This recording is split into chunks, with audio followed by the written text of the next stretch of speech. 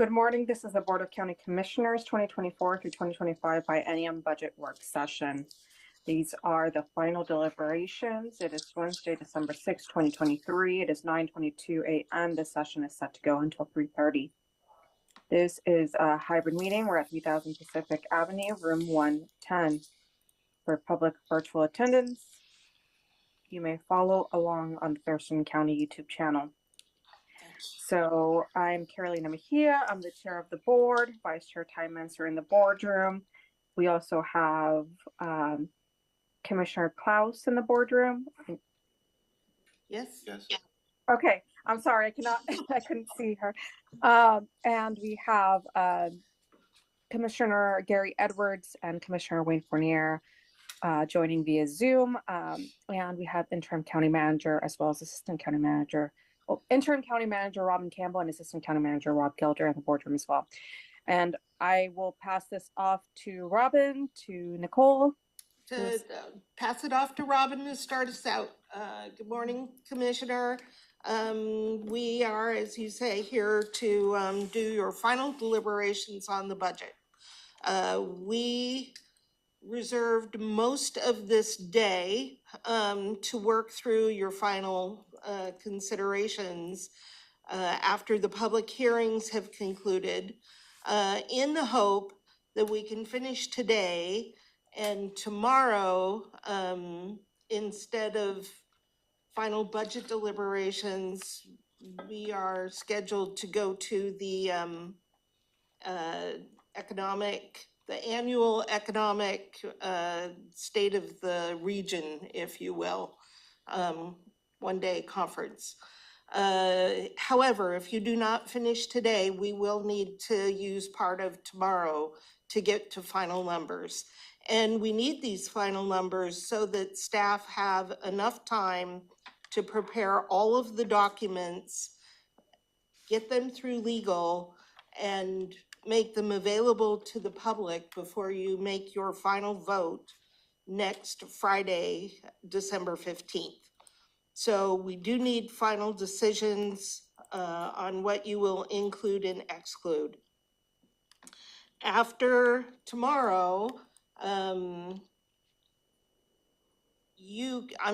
just gonna say, you can make changes right up to the moment you vote.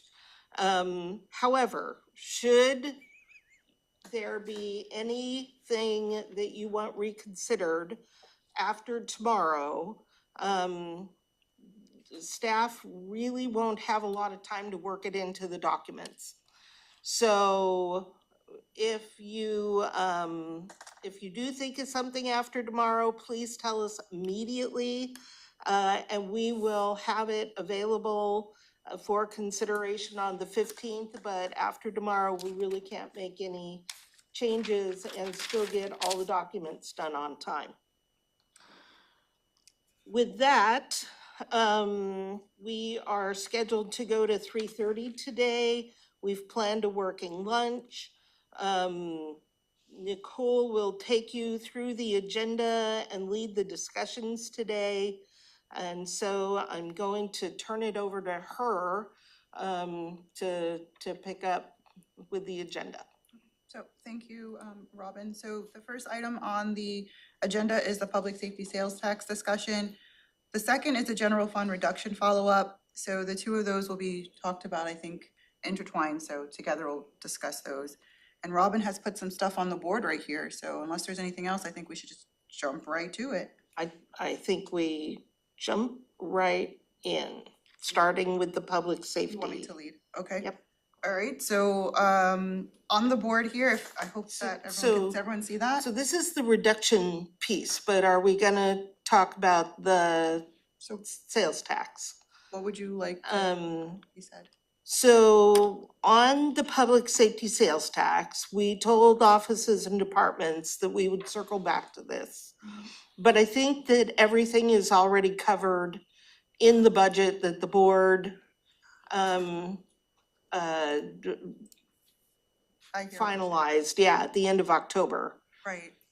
Okay, yes, so I understand. So public safety sales tax discussion, so it impacts the sheriff's, law enforcement, prosecuting attorney, and public defense. There are two funds that were set up for public safety sales tax. One is public safety law and one is public safety justice. Public safety justice is where the prosecuting attorney and public defense budgets sit in. We did have a discussion, I believe, was it late last week, concerning the actual financial plan for that fund where prosecuting attorney and public defense were sitting in there. And elections is there too, right? And the elections, thank you, sir. And what we saw in the financial plan is that in the preliminary biennium, there was a change request for Axon. That is the digital service for PAO, for the prosecuting attorney and PD, that was included in the preliminary, as well as two positions for public defense were already included in the preliminary. The prosecuting attorney asked that his positions that are in Blake and also for the court backlog, when those end, for this fund to pick those up. We looked at the financial plan and we did see that depending on vacancy savings and when those Blake decisions will actually close and we will not get funding for them, that there will be some room in that fund to be able to take care of those positions. So that is concerning that fund. We also included in that fund the bond payment That is for correct. the elections ballot processing center. $10 million, we estimated 6%, I believe, inflation. And do you remember how much that actually is budgeted in there? 1.4? I think we did 20-year bond, Yeah, I could pull up that fund to get specifics, but we did. but it show comes that out to financial- about $1 million a year. So we did add that into that fund. So that's discussion concerning that, unless there's any other questions, I think that we're okay with that. So all of that is currently reflected in the budget. And these were the requests that we were aware of from the prosecutor and public defense. They're already included, it's included in the budget. We don't need at this point in time to pick up anything out of general fund and put it in the public safety tax for justice. Right. So any questions about that? Questions? Yes. Go ahead. Are you, okay, we don't need to, I'm trying to understand that last statement. We don't need to pick up anything out of general fund. You mean in terms of the supplant provision? Or is that a So different before we, conversation? no, before we even think about supplant, there were things that both the prosecutor and public defense requested that were included in the general fund or not included at all, that we were saying, let's see if the public safety tax passes. Yeah, And I think we covered everything. okay, that's good. And then you're gonna now move to law? Yep, Because that was where I was confused, because you were saying, well, we budgeted for it, but like when the sheriff did his presentation, it was like, well, here's plan one, here's plan two, and right. so it's like, what's actually being funded? What's in it? Nicole, take over the loss. Well, can I jump right back to justice? Because I think that we do need to talk about the prosecuting attorney's Blake positions. So there are 3 of them. And we have included in the preliminary for those to end in June because of the actual funding that we know right now. So there needs to be discussion about if those 3 positions and we don't get any more Blake funding starting at the end of June, are we going to do a proviso or what's gonna happen to be able to extend those? Those will get funded. The state will fund them. I think we need to take the risk with those because the state has been very clear that they are on the hook for Blake costs. Public defense's Blake positions are funded through December because they're on the OPD They're contract from, of the AOC. yep, they've got a different Yes, contract. We've yes. got AOC. The money will come. Well, public And defense they is not asking haven't- to extend theirs. They haven't spent a fraction of what the legislature set aside for that purpose.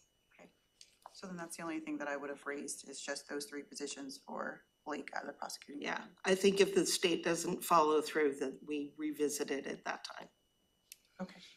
All right, so then to move over to law, we had the sheriff and Heidi, also the financial manager there to speak to what positions were included in the law portion of the public safety sales tax. There was a phased-in approach that included infrastructure in one financial plan, and then there was another financial plan that included the infrastructure.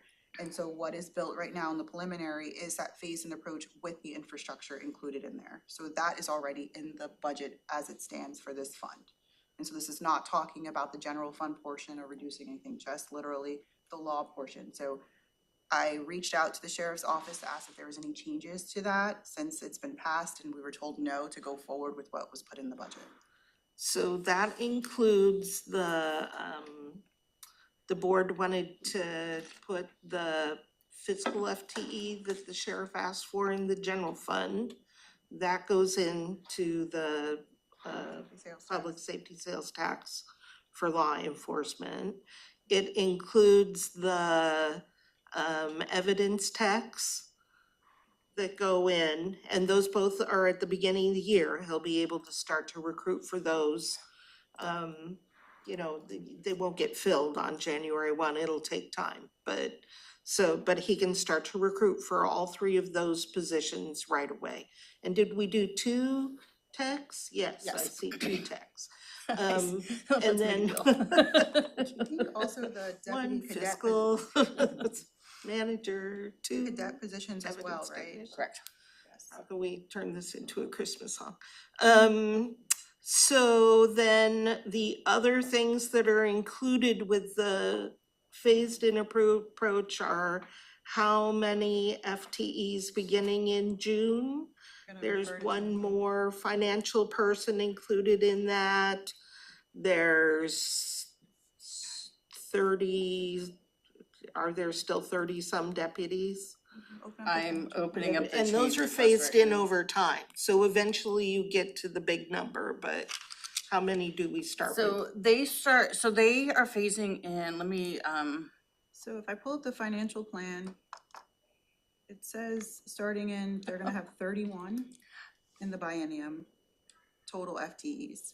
so I have a response from Heidi. 20 deputies, 3 sergeants, 4 detectives, 1 evidence tech, 2 deputy cadets, 1 legal assistant, 2 financial officers with financial staff, for a total of 33 positions. They begin their phase-in June of 2024. That includes infrastructure, something or other as well? So there's, how much did we set aside? We assumed a building and, yeah, 20 million with bond payments of, we assumed 10 for the auditor, so probably in the $2 million range for the bond 1.7 payments. we have in here, 1.7, 1.75 million in debt service a year For sheriff's building? for the sheriff's building. So, And and the bond payments are beginning in 25. right. Right. Because we won't issue the bonds immediately, we will start working on the projects right away. And we will be asking the board to approve a bond resolution. As 3 of you may recall in the past, what we do for the issuance of bonds is, we work with our bond counsel and bond advisor to prepare a bond resolution that comes to the board that authorizes me to issue bonds up to a set dollar amount with an anticipated interest rate of whatever our bond advisors believe it's gonna be. And then I would not issue bonds. I would come back to the board before I do it, but I also would issue bonds at a time when it is advantageous to the county, in consultation with our bond advisor and bond counsel, which will probably be when we get close to construction. So we ask you to approve the resolution probably February. And then we will most likely not issue the bonds until December of next year. And that means the bond payments won't start until 2025. But we'll be able to do all the pre-work, and when we issue the bonds, we'll be able to cover any costs incurred back to the time you do the bond resolution. Do we even know what building, I mean, I thought this was all preliminary, like we're sheriff's looking for buildings and, or whatever. I mean, how, do you want to be issuing bonds when you don't even know if you can find a location? No, that's why it would be delayed, but we still want you to issue the bond resolution, because if we find a building, we know that there's one particular building that the sheriff's been looking at that we currently can't tell if it's really on the market or not. But if it were to become available, we would want to act quickly to acquire the building, and we'd need to issue the bonds then sooner rather than later. It's a timing thing on the bonds. So that's why we're gonna ask you to do the resolution and then not issue the bonds until we need them. How long does it take for you to get, I don't know, cash in hand from the time we decide Yes, that this is a proper move to make? go forward. It takes about a minimum of 3 months, because there's a lot of work involved in issuing bonds. You have to write what preliminary operating statement. You have to do your forecasts, you need to update your bond rating, there is a ton of work involved, and then you actually go out for the issuance. It takes a minimum of 3 months. And in the county, it usually takes 5 to 6 months. So, okay, so you, following up on Commissioner Mentzer's question, I guess. So even though we don't have a plan per se that we can point to, Right. we're going to have a concept, I guess, and we want to put a funding source in place. And none of that will be obligated until the board makes a decision. And the board agrees on a particular location or All of that. something like that. That's exactly right. Okay, You would need, the Board of County Commissioners would need to approve the acquisition of the real estate and the contracts for construction or lease or whatever way we go. You would have to approve all of that. You would also, like I said, you need to approve the issuance of the bonds. We ask you to do a bond resolution, but there have been times in the past that the board has approved a bond resolution and then we've never issued the bonds. Because for whatever reason, either we decided to not go forward with whatever the project was, or we found another way to fund it, or, we just didn't issue them. So even though you're giving me authority to act quickly, but let me just do a follow-up on this. But should you need to secure a property or a place, you could always borrow from one fund to get the cash while you're waiting for that bond to be issued, I guess, so I mean, it isn't like, we could do an interfund loan. yeah, But, okay. but again, the whole reason that you do the bond resolution sooner rather than later is you preserve your ability to pay for costs incurred prior to actually issuing the bond.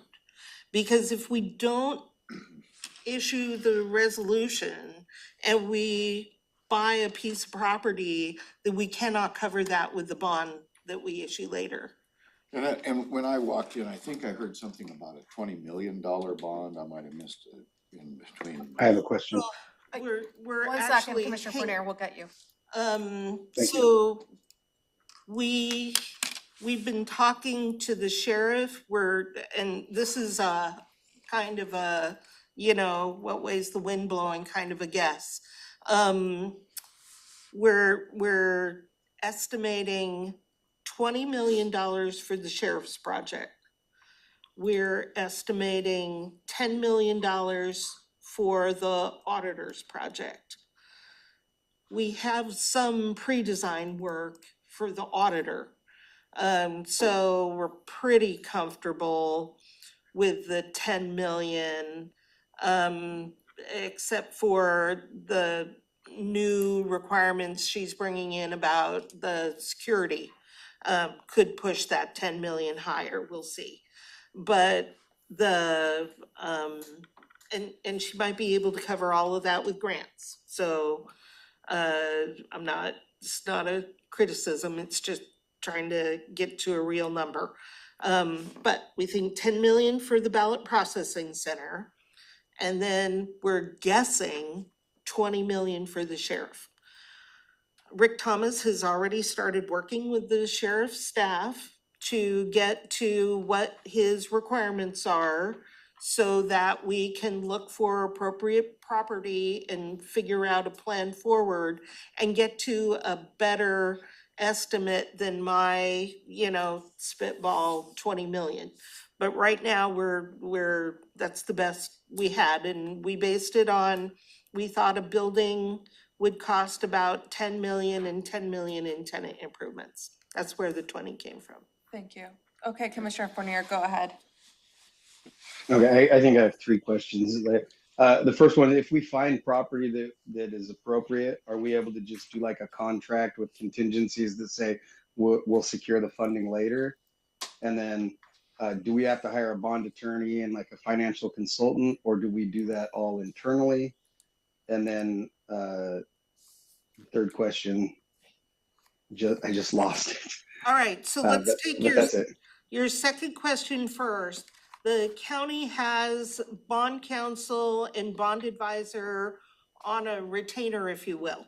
We have a contract with them and we call them often about a number of things. So Okay. that part's covered. As far as being able to enter into a contract and say, we're gonna figure out how to pay for it later, that is probably not the thing you wanna do, but what we have right now is we know we're gonna have revenue under the public safety sales tax. So we have a financing plan, if you will, and that's the money that we'll use to repay the bonds. We just need to get the bond resolution in place so that we can use the money that we get from the bond issue. Okay, the third question, I remembered it now. All right. What are the bond limits between like where it can be done councilmatically and between when it has to go to a vote? So if you choose, what I'm recommending you do is general obligation bonds. That can be done councilmatically, does not go to a vote of the people, and it does not raise taxes. You've already got a way to pay the bond, so you don't need to raise additional taxes, which is why you don't need to go to a vote. Okay, and is there a limit? What is the upper limit for that? Oh, the limit, our debt limit, I can look that up and tell you what it is. But I can tell you that we're nowhere close to it. We're thank you. way away from our debt limit. Thank you, Robin. Pardon me. So I was looking just to bring up the CIP question, and I'm trying to, do we have or would we look to actually amend the CIP at a future date when we know the sheriff's complex, I'll call it, whether or not it's on the list? So I think we have a general item for land acquisition. That's correct. That if we had to, we could, that would suffice. Okay. That enables the county to take advantage. We did not used to have that. Is land acquisition the same as just property with a building acquisition? Yes, It's all yeah. falls in the same category? It's real estate. Okay, Yep. thank you.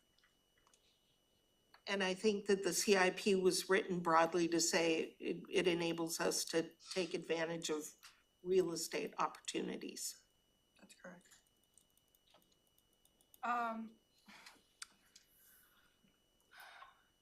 I don't know if we can do a placeholder, and I haven't spoken to the sheriff about this, so I'm just kind of throwing this out there, but I know he has a plan, or he's working on a plan for lateral incentives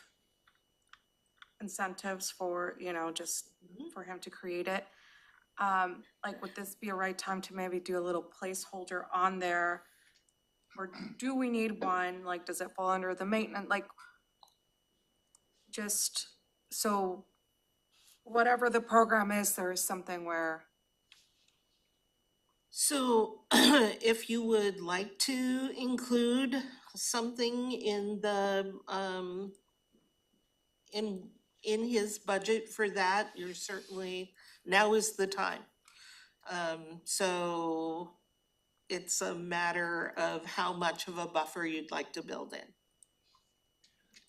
And what I heard, we only talked about it a little bit, but I heard it was sort of,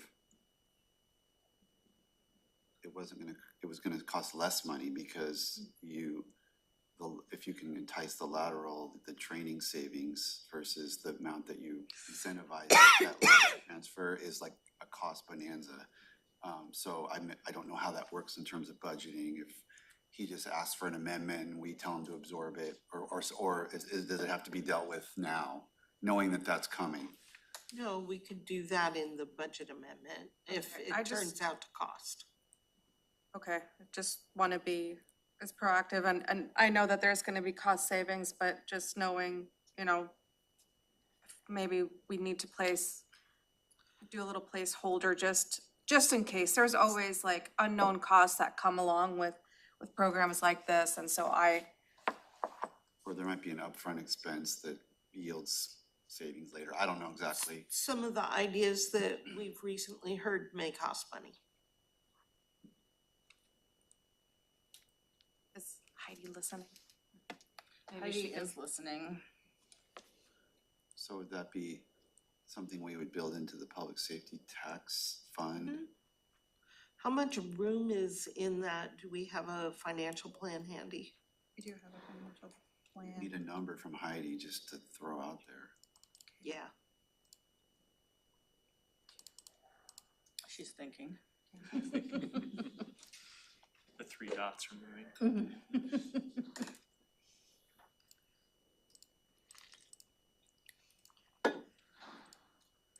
While you're thinking about that, is there a plan in the works? The sheriff said he needed X deputies, X supervisors, detectives, whatever. Yep. And that's kind of laid out. Yes. Was there a number of FTEs and how they would fit, say for the scout program, I think I'll just use that. It seems like we're gonna attempt to enhance that intervention. I believe that those FTEs include ones that would work on the scout program, but he would have to, or Heidi, perhaps Heidi knows about that. Because he has certainly been talking in the community about using Yeah, this money he's an to advocate for it. I just enhance. wonder if we had a So, dollar amount assigned I'm assuming for that that he has and built that in. when we could implement that, enhancing that Right. program, I guess.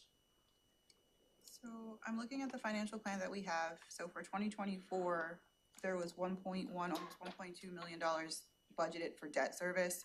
So if we're not using that now in 2024, because we're thinking that the expenses won't come through until 2025, there's capacity in the fund to make other changes outside of what they have faced.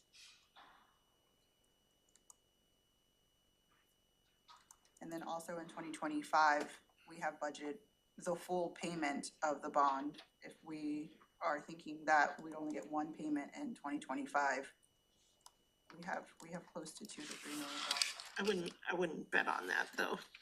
What do you mean get only one payment? What does that mean? Depending on when the issuance of the bond is in 2025, depends on how many payments we would make within that year. Yeah, but we're making the payments in like we'd have to delay until after June of 25, and Yeah, that wouldn't fit the timeline. Because if you've heard the sheriff, he doesn't want to move into building 5. We're hoping that we could do something very quickly. okay. So that's not a, So then just the 1.1 or $1.2 million in 2024, where there's budgeted for debt service, if we're not issuing to 2025, there's capacity to make some changes or additions to. but if they wanted to add 100,000, there's There's room plenty for of, that. yes, there's plenty of room for that. One other thing, yes, I heard early on that there was some confusion about, the building the location and the building. Was it available, wasn't it available? But I've heard from the sheriff that it is available. So I haven't heard that same thing from you, and I'm wondering why I have not heard that. You've not heard that from me because we reached out to our realtor, the realtor that the county works with, Evan Parker, who reached out to the realtor of the building that is under consideration, who said it is not on the market, it is under contract to be sold, and they would not even take us through for a tour.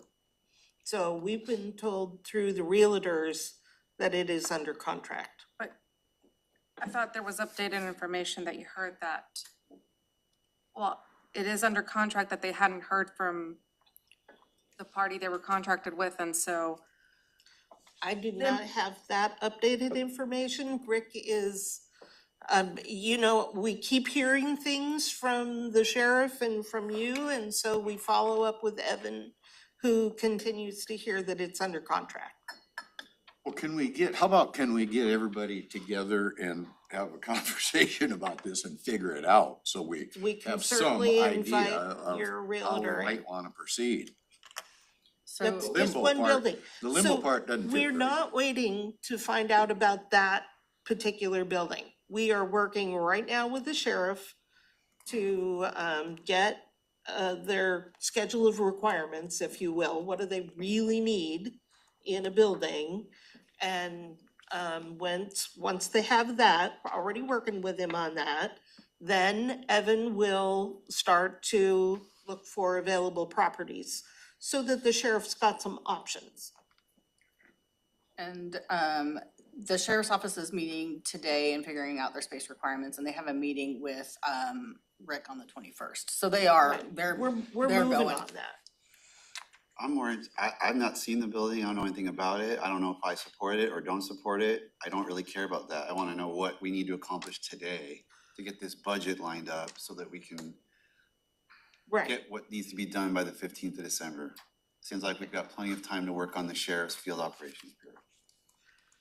So what we need today is to know if we need to add anything to the budget for each of these funds. It sounds like the justice piece is done and ready to go.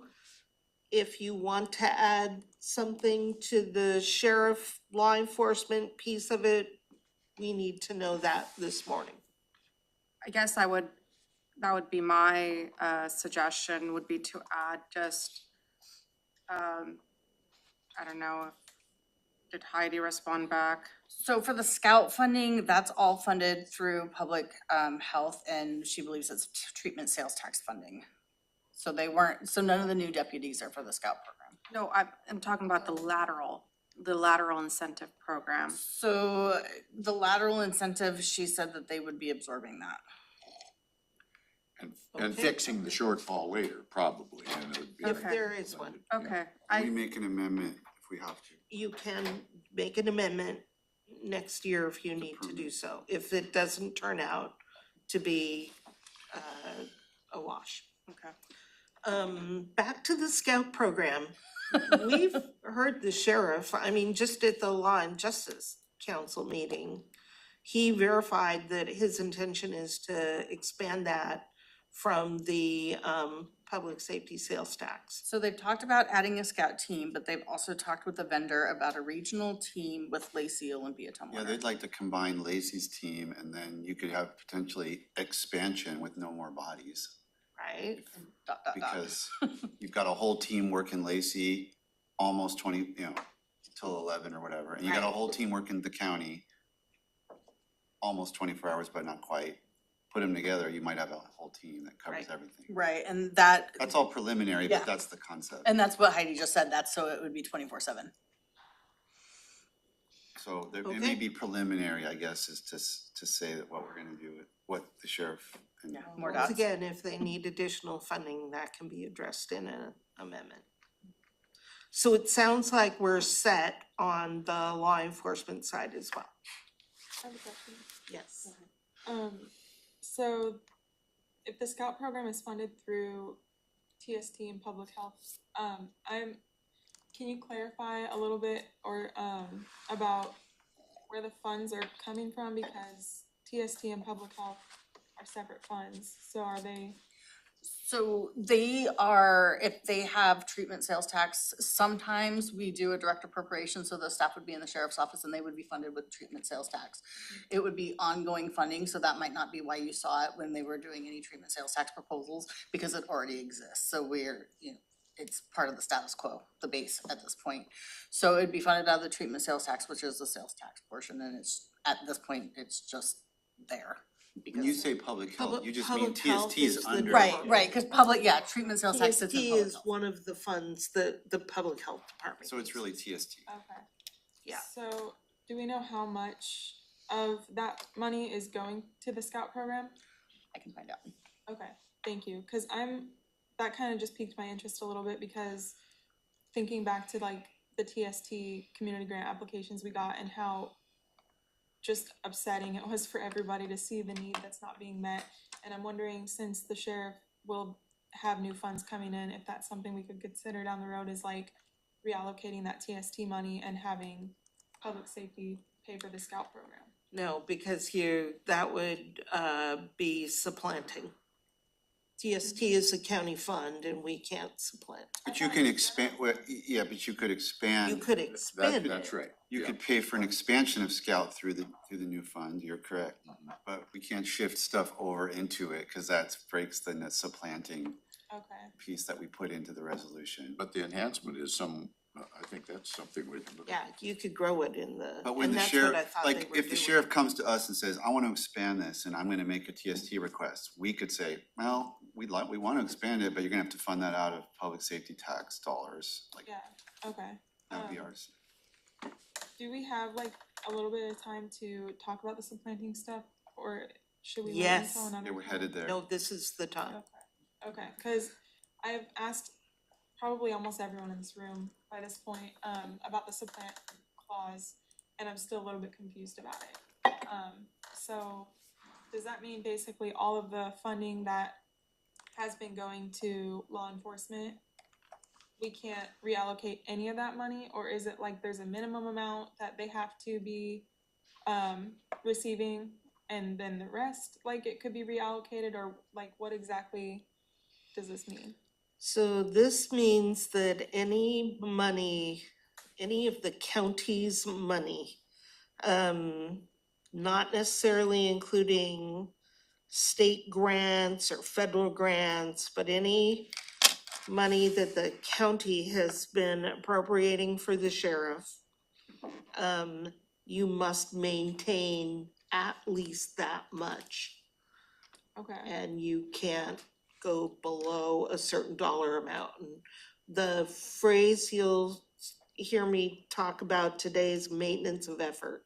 mm-hmm, We have to maintain yeah, a certain level, and that level should be the amount that was funded in 2023 because the tax is new in 2024. okay, But can I ask about that? And again, the whole point was, so what I'm about to say is just theoretical. We're not gonna do this, but just so we understand the concept. You can't just, if we wanted to get rid of a program that would have been county funded, we can do that. We just can't then fund it through the public safety tax. because you're not, if we just decided we don't want to do that thing that we've always done, we're still going to do the new stuff we funded under public safety tax. That might be a reduction of the funding of the historic funding level, but it's not supplanting because we're not shifting that cost over. We're just saying we're not going to do the narcotics task force anymore. We don't want it. We don't need it. But to follow that string, if then 2 years from now, you decide to reestablish it, that could, I think, run afoul of the supplanting because it did exist at the time. Right. So that would be something to consider at the time that it was being refunded. So But it wouldn't be violative of the law to say that. So I'm taking a little bit of issue with you saying that we have to keep that absolute minimum level because it seems like as long as you're not shifting costs over, you could reduce the level of funding in theory, if you wanted to cut back on what the sheriff does. Yeah. You can't be binding yourself to, like, let's say the sheriff, before the public safety tax, was doing all these crazy, expansive programs. You can't be saying that we're bound to that forever, to always do all those Kinda things. Yeah, it's a maintenance of effort. It's normal.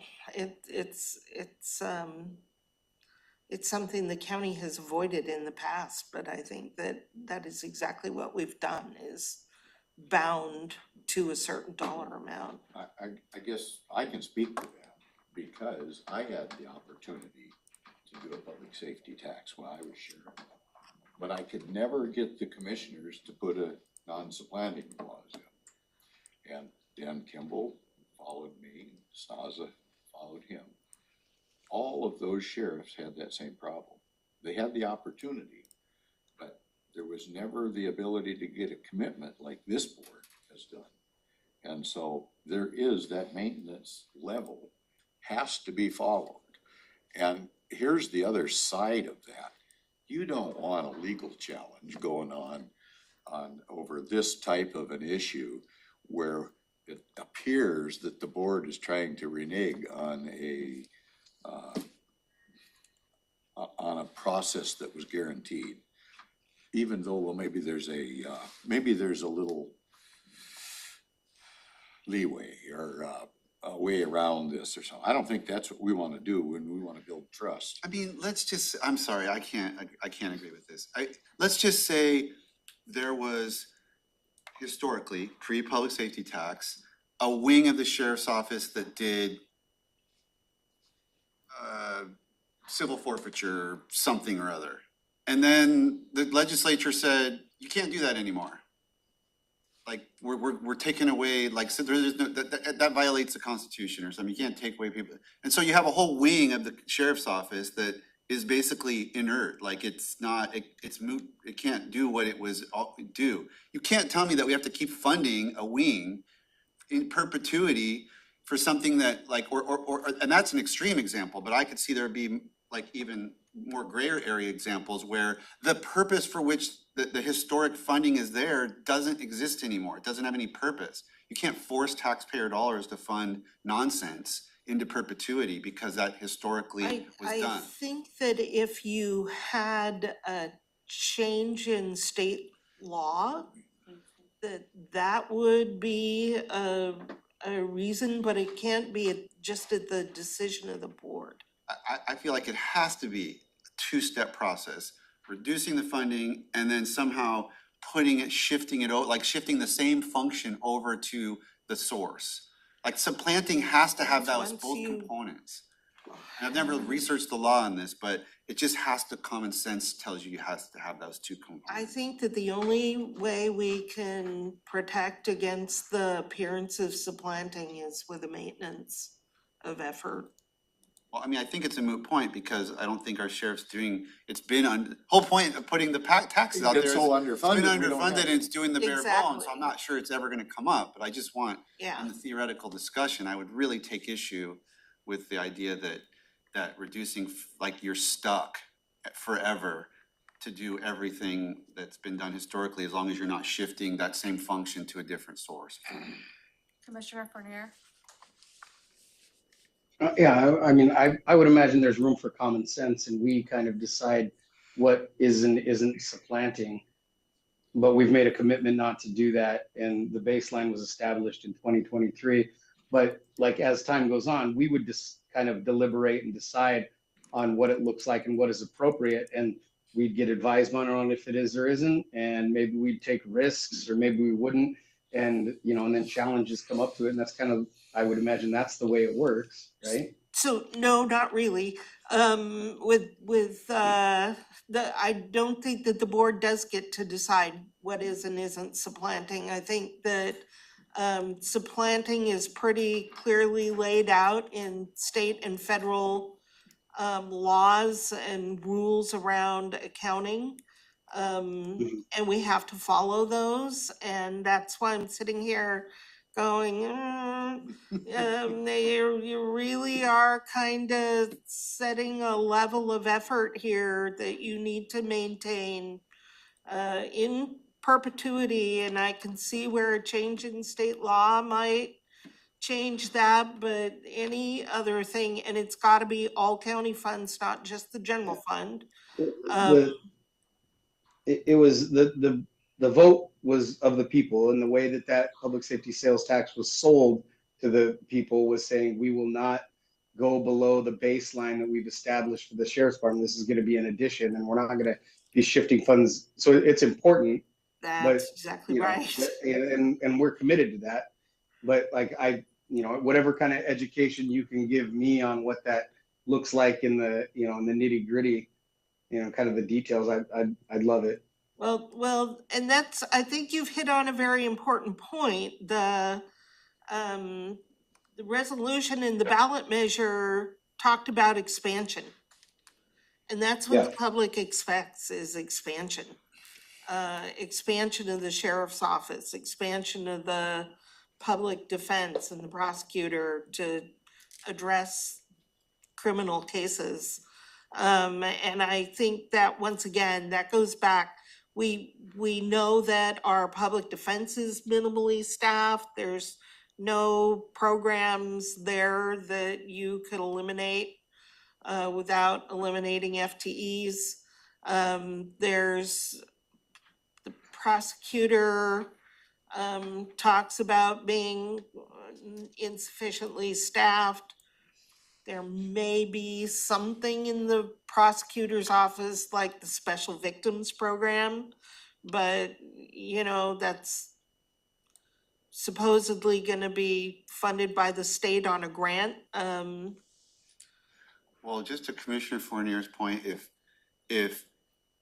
there were 10 FTEs in the sheriff's office working on drug trafficking, and there were software programs to detect trafficking activity and stuff, and then the state of Washington legalized drugs completely, I'm sorry, I'm not gonna renew the software contract for the drug trafficking detection. I'm not gonna keep funding 10 FTEs. Like, I'm just not gonna do that. So take me to court.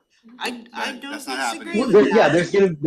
That makes sense. Right, And there's no, only two, I according to get the sheriff, there's that, only but two. again, I think that what you're gonna reduce there is based on a change of the legislature. State law would drive that, not. Yeah, and I'm not gonna feel obligated to turn those 10 FTEs into something else, because that's not supplanting, in my opinion.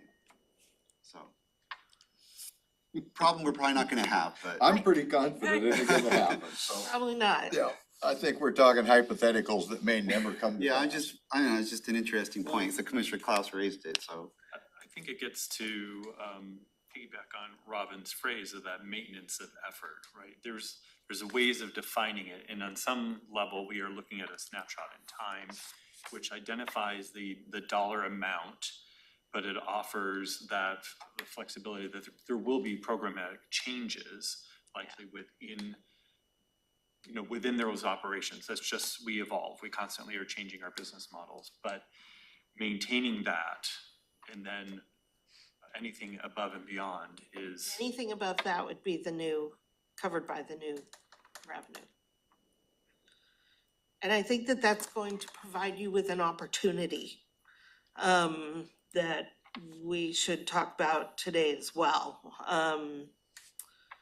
Because we want to, I am going to suggest to you a proviso that will address some of this.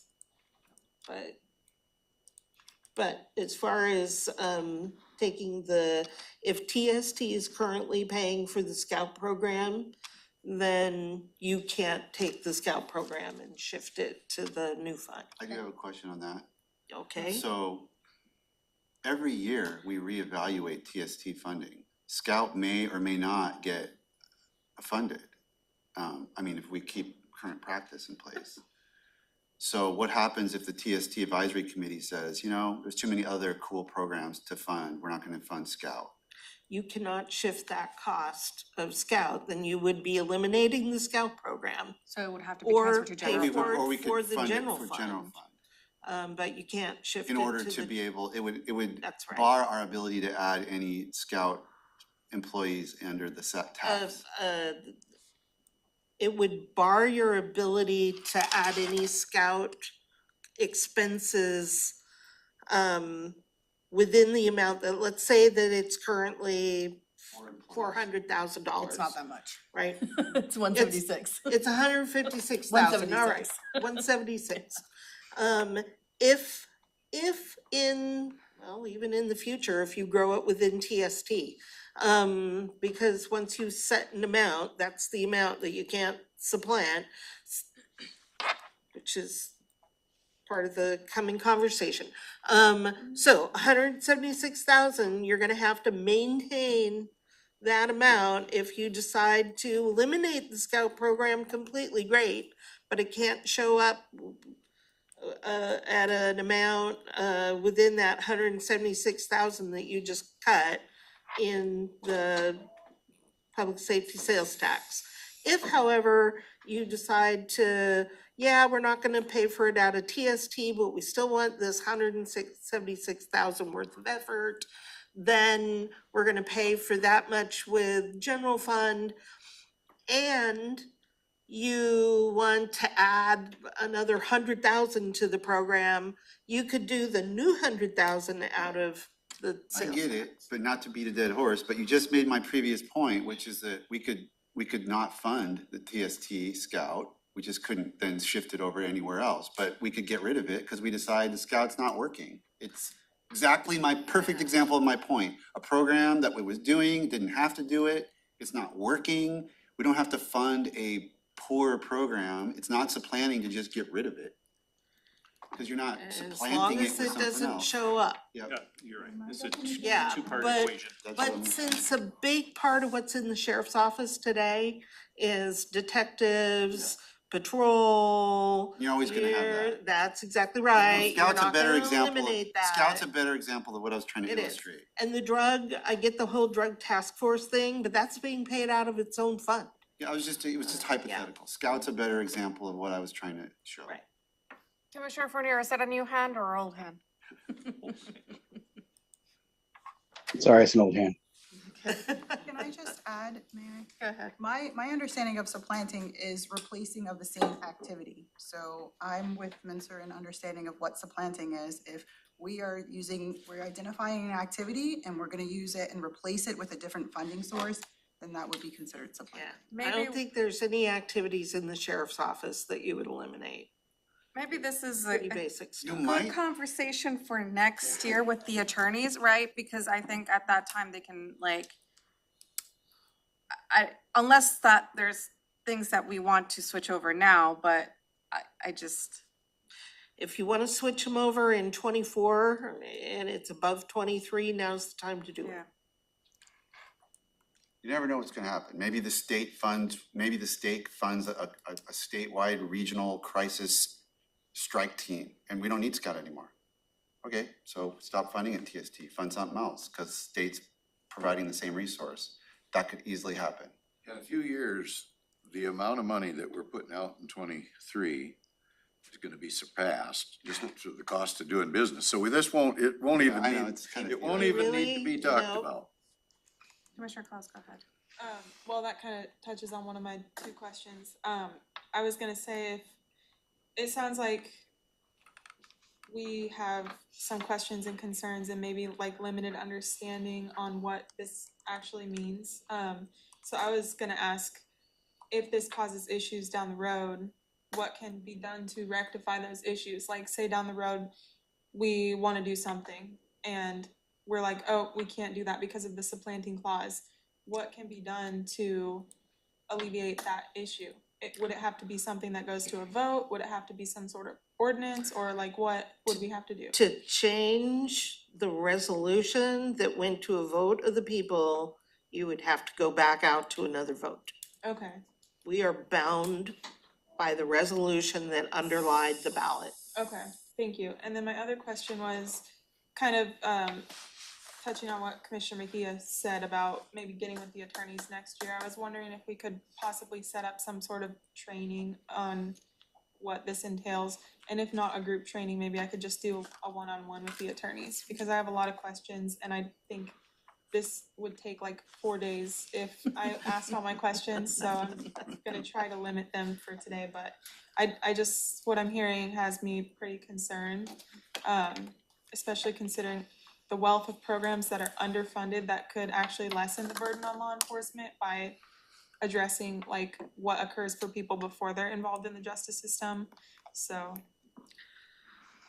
I would be more than happy to set up training. We can include an attorney, but the people who know this stuff best are finance experts, including the internal auditor. So we could definitely set something up early next year. Okay, thank you. Just so you know, the scout team is scheduled to come in and provide an update in January. The who? The scout team, Oh, they were supposed to come in December, but couldn't find time. Jamie wanted to do things that. happen.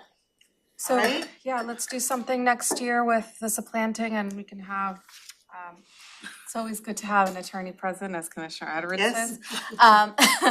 But also have our financial team and Yeah. we can have, ask all of our questions and kind of go a little deeper into it and see. Right. And just, just, I guess it's pertinent. This is kind of like deja vu for me because we sat around and had all of these discussions in the past. Every one of these discussions that we've had here, we've talked about, so. I don't wanna act cocky about it, but I've been there and heard every darn thing about that, and that's why the past boards would not do it. That's what it was all about. You are bound. Yeah, I mean, we finally got to the point we were so broke, I'm not worried about the sheriff's office having to cut anything, they didn't have anything to cut. They were, and yet they were doing some of these social interventions that were very beneficial, so. It's all gonna work out. In a few years, we'll be way past that. The baseline will be surpassed. All right? Yeah. So I think that we know what's in those two funds, which was bullet one. And I'm glad we extended our time today. This is a really good conversation to have. I'm gonna go up to the board now. We're gonna talk about the general fund reduction. Because this conversation that you've been having is exactly what we need to talk about when we talk about the restoration of the budget cuts. Because we committed to non-supplanting, we also know that we need to, and this is where I'm gonna start talking about maintenance of effort.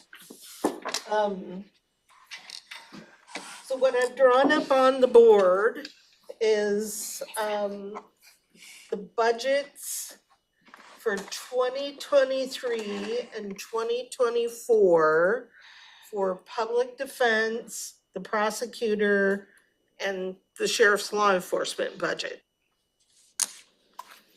And what I am suggesting to you is that you are bound to maintain the budget for these three offices at the 2023 level, because the tax is new in 2024. So in public defense, for example, you need to ensure that the general fund budget is at least $8,721,000. Now, the budget in 2024 in Questica, our budget system, and in all the documents we've distributed, is currently $8,868,000. And that includes the budget reduction. So what I am suggesting to you is that you are already at the maintenance level amount for public defense, even with the budget cuts, and that you would not have to restore any amount of the cut to ensure non-supplanting in public defense. In the prosecutor's office, we took out the civil division because they are paid on the indirect cost plan. So the prosecutor's budget in 2023 for criminal defense is 9,000,000. You said criminal defense, criminal prosecution. Yeah, all the prosecutor's office, other On the than crime side. the civil division that provides us our advice. 9,875,000. That's your maintenance of effort level. The prosecutor's budget in 2023 is currently 9,699,000. You need to add back in 176,000 to get them to maintenance level. And in the sheriff's office, the 2023 budget for the sheriff is 26,411,000. Your current 2024 budget is 26,227,000. So you need to add back in 216,000 to get to maintenance level. So I am suggesting that you need to add back to the budget just under $400,000. And I can show you on the forecast model how that looks, but it's about 400,000 worth of impact every year. The model still looks, you are still at your target amount at the end of 2025. So if we were to do the cuts, which is 389 plus 411 plus 141. Just under $1 million. So it's around. So I'm sorry, what are those numbers underneath the So box? these numbers are the amount of the budget cut that each of these offices took. 389 in public defense, 411 in the prosecutor's office, and 141,000 in the sheriff. But I'm suggesting that we set our maintenance of effort level. And then the other thing that I'm recommending is that this amount, because this is general fund, this amount is what you maintain in every year into the future, and that you do that by putting the entire sheriff's budget, public safety sales tax,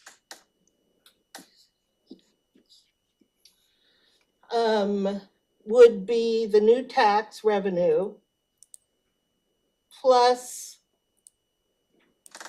M&O, or MOE. MOE. Yeah, MOE, maintenance of effort. Right. So for the sheriff, for example, what's the 2024 appropriation for the sheriff in PSST? I'm gonna look that up, but Yep, look it up. give me a second.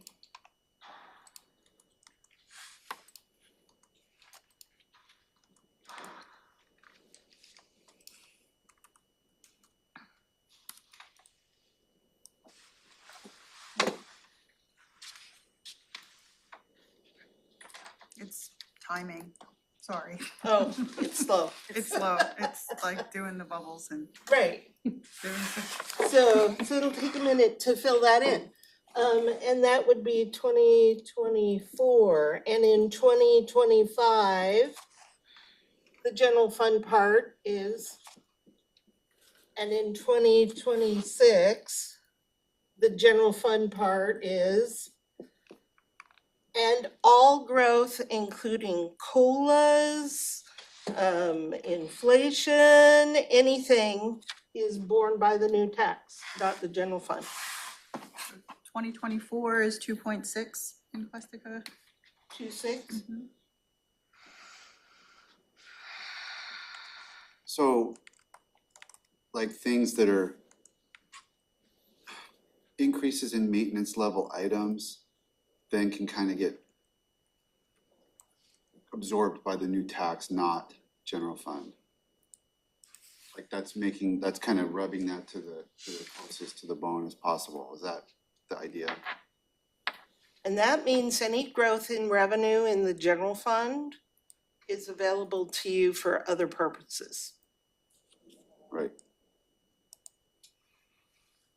Just desperately needed.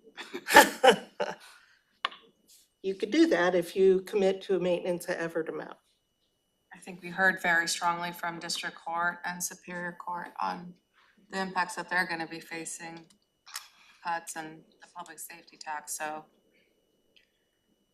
that would help, for sure help them. Are you ready for questions? I'll open it up for questions. I think we're headed in the right direction. I have a question on the short, the 176 for the prosecutor and the 216. With the cuts with public defense, right, with their recommendations in there, how are we making sure that we're not supplanting? You're not planning if you set your maintenance of effort at the 23 budget. But would they still have to do the 389 cut? That's already included in this. Yeah.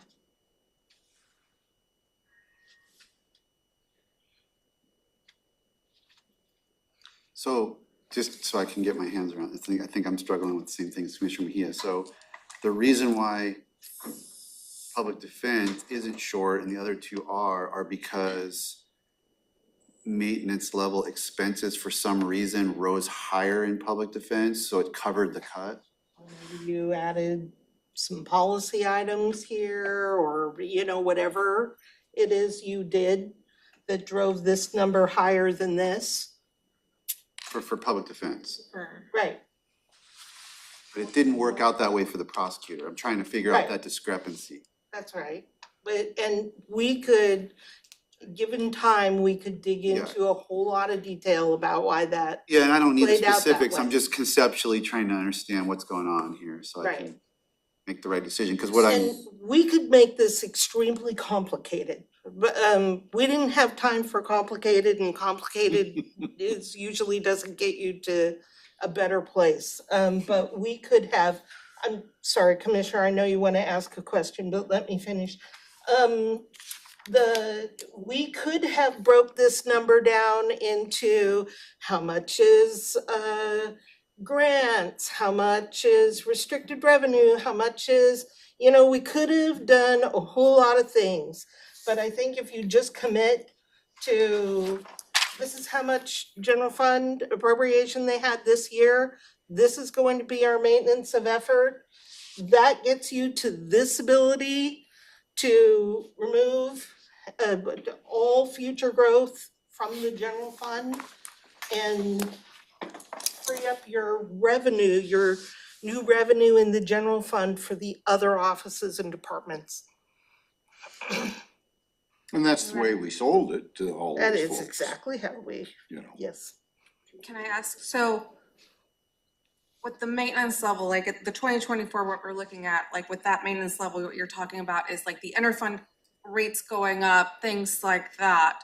So then that is the. So with those. It's not maintenance level, it's policy level in 24. This is total budget in 23. It includes all of those things.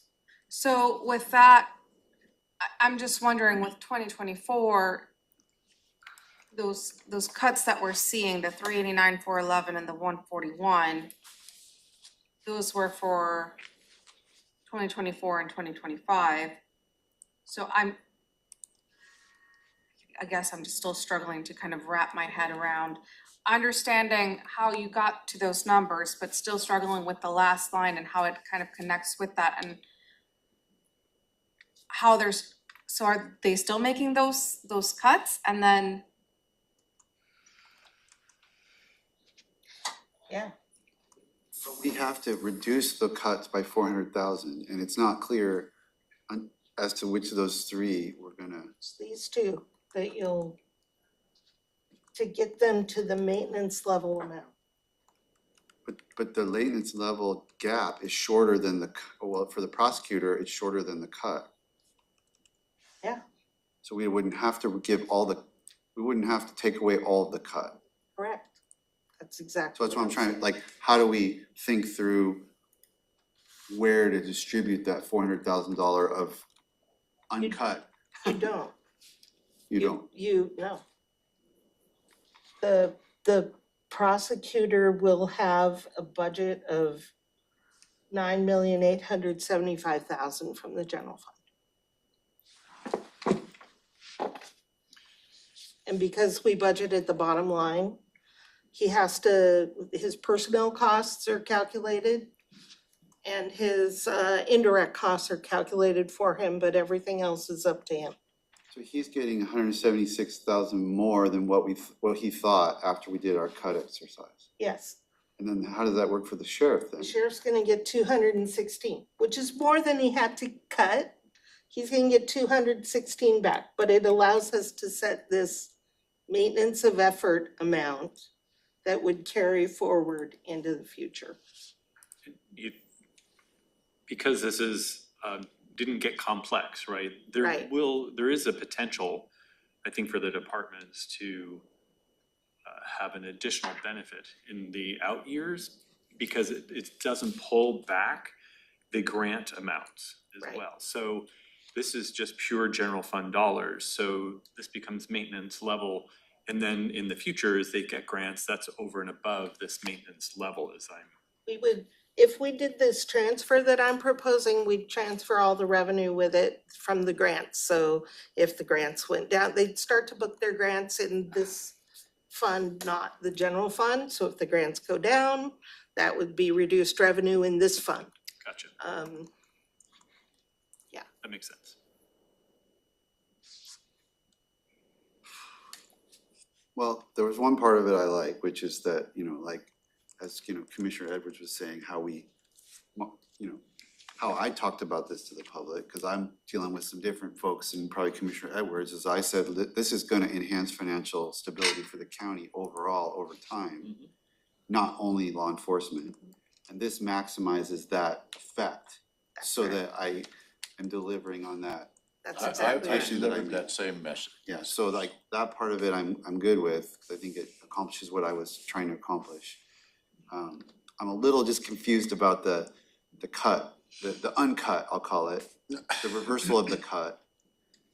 Yeah, so, And how it gets distributed amongst those three groups. this has no 'Cause- eraser. Oh, it's stuck on probably it's stuck on the backside. Because one of public those defense magnetic took a hefty cut and I then, see it. and they're not getting any of that back. That's right.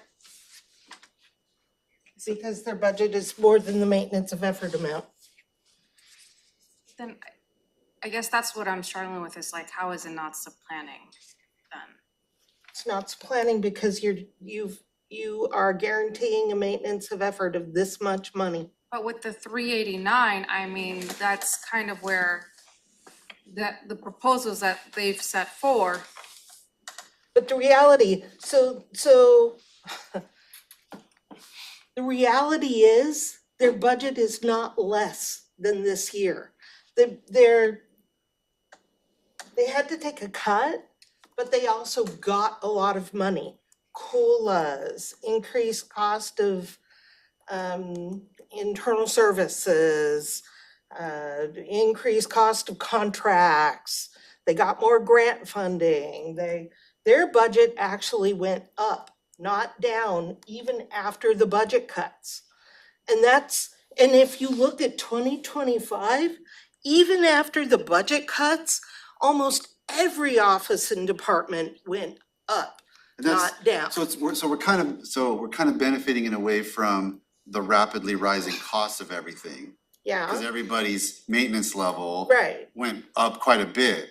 that's To the- right, But the baseline for the resolution is last year. that's right. So the amount that it went up from 2023 to 2024, which was a lot, because inflation's been high and costs have been rising, helps us in this regard. Yes, Because we, right. Now, your option is, you can go down this route and ensure a maintenance of effort of this much in every year. Your option is to just restore the total cut of $1 million. That doesn't get the sheriff to maintenance, you really need to do this much.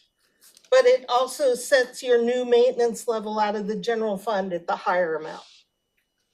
but that's just gonna make our financial model look worse. Yes. And So, and I have the model ready to put up on the screen to show you what the impact looks like for either option. These are the best two options we have to give you. The other option was give back all the cut and do cuts somewhere else, shift the cuts. And that's not good, especially at this late stage.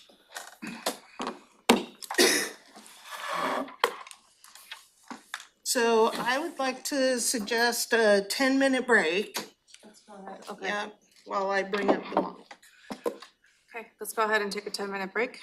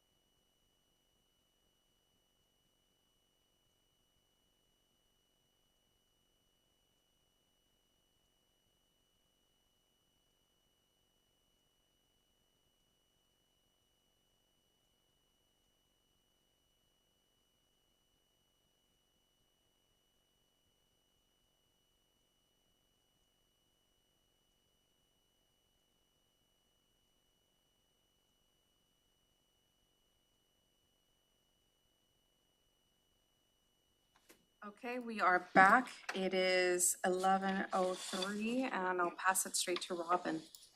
Thank you, Commissioner. So I am going to share the forecast model. And we can look at the impact of these two items that I have suggested to you.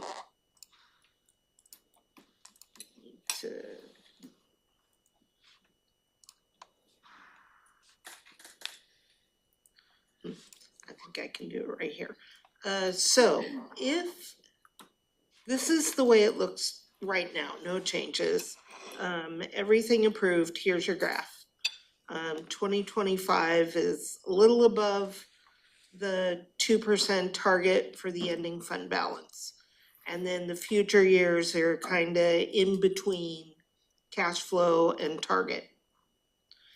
If you were to restore all of the cuts, 389 for public defense, 114 for the prosecutor, and then 216 for the sheriff, which is more than his cut, but brings us back to a maintenance of effort level, then you would be putting back in $1,016,000 and your graph now brings you below the target for the end of 25 and under the cash flow line in future years. If instead you restore to what I'm calling maintenance level for all three offices and did not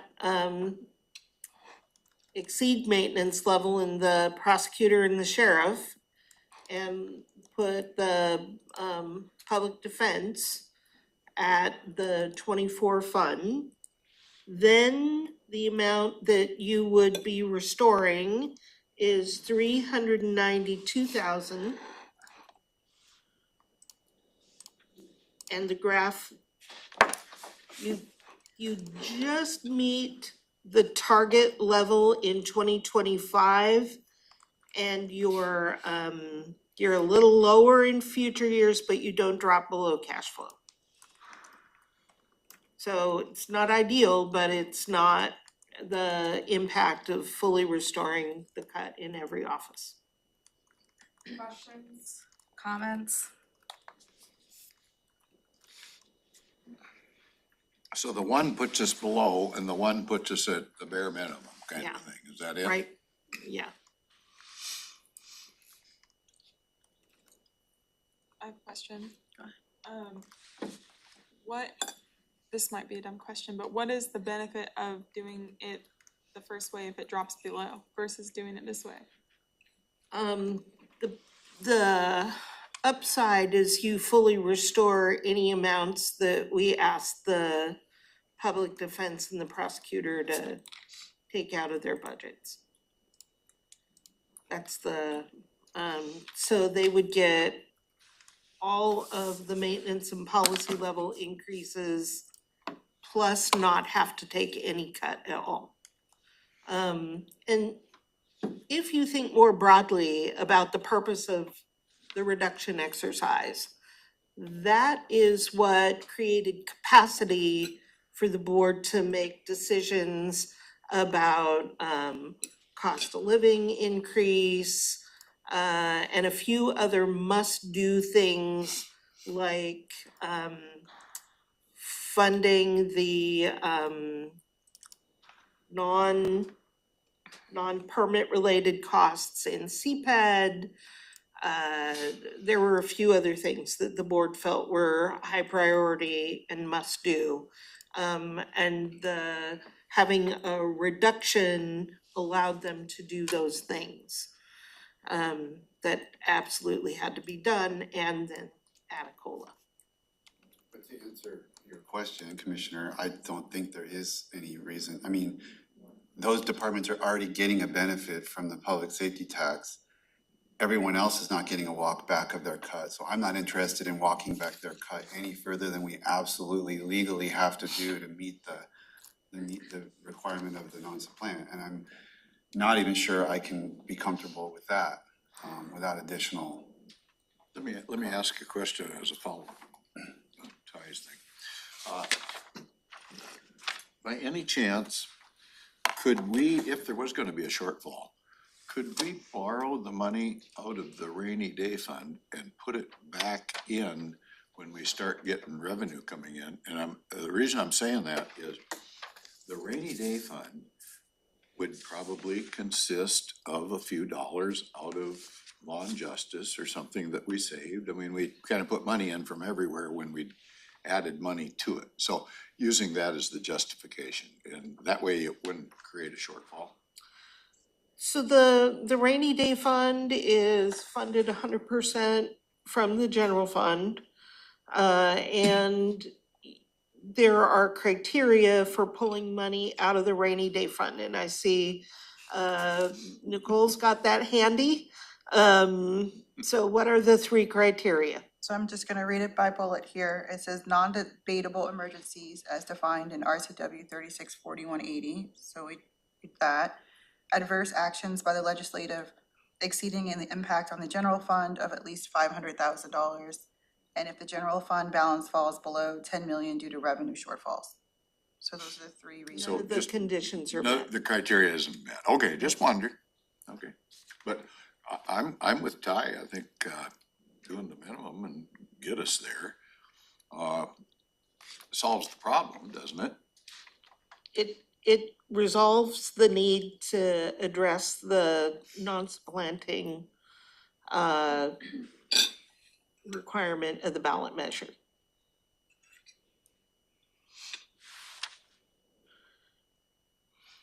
And these are our best options. We couldn't think of, you could certainly direct me to attempt to find additional things to cut in the budget, although the only place where I would really have an opportunity to look at that is non-departmental. And non-departmental already took a 14% reduction. We eliminated all of the money that we would shift into the rainy day fund. We eliminated part of the transfer to public health.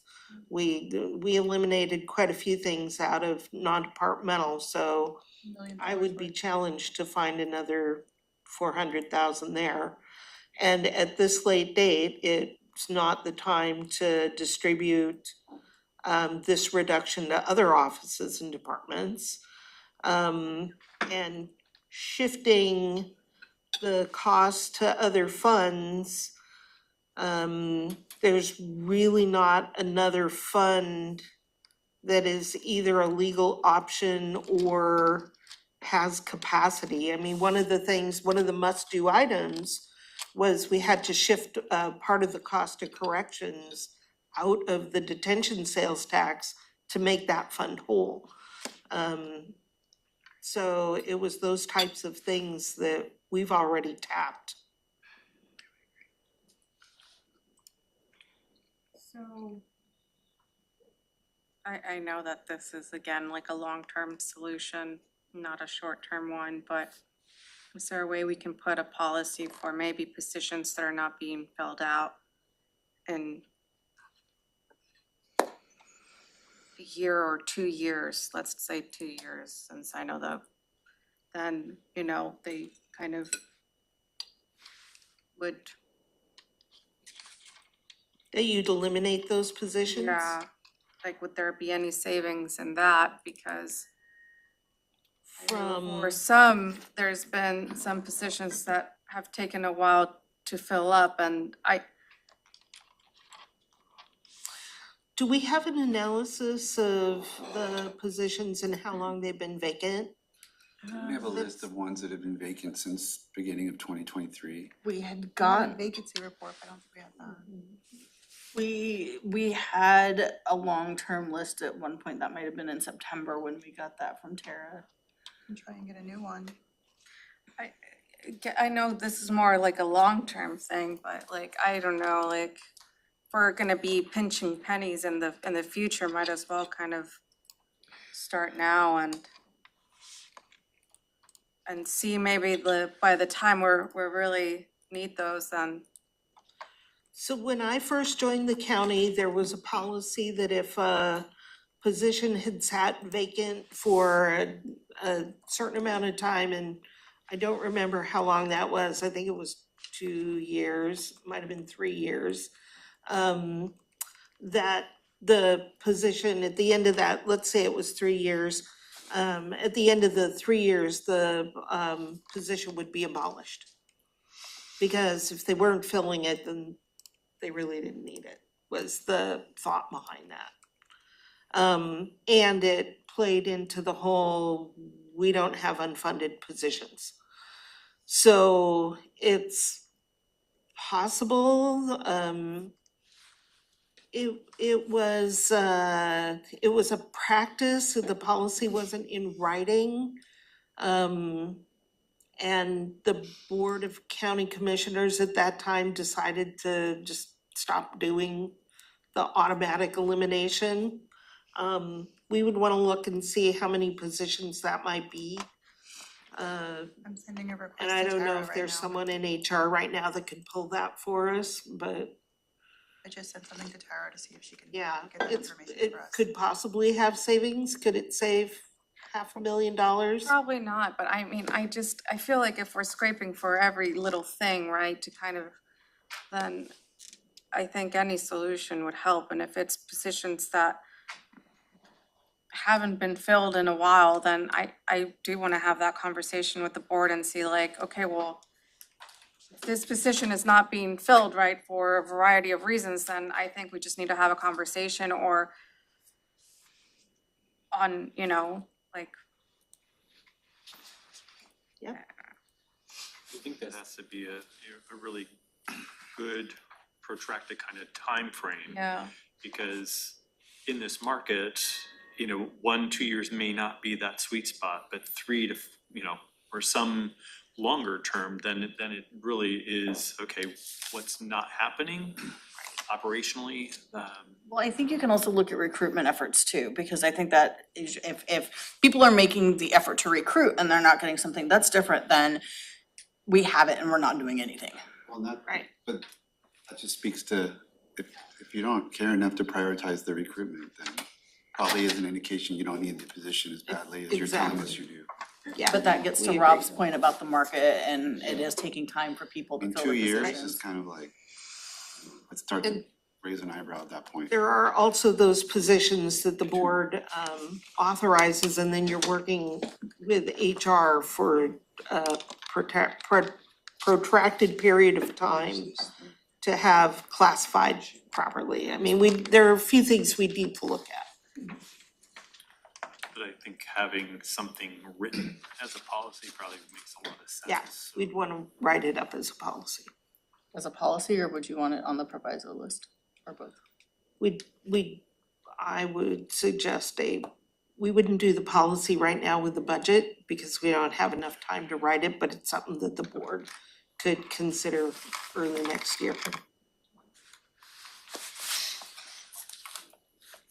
I think it also will, and again, I guess this is just help, if there's a reason why a position is not being filled besides, working through HR, maybe it's just the position is not working for this market and the department or office needs to think creatively on like, okay, I'm not getting this position filled, right? Because, well, maybe people before wanted this position, but now it's not of interest, like it just, and I need to think creatively of like, what would fit better with this job market, and maybe the comfort of just having a position there and not having it filled without knowing, like, it's, I'm not gonna lose the position, so it's fine, right? I'm just gonna get salary savings out of it, but I just don't think that how the budget is right now, we can't take that luxury anymore.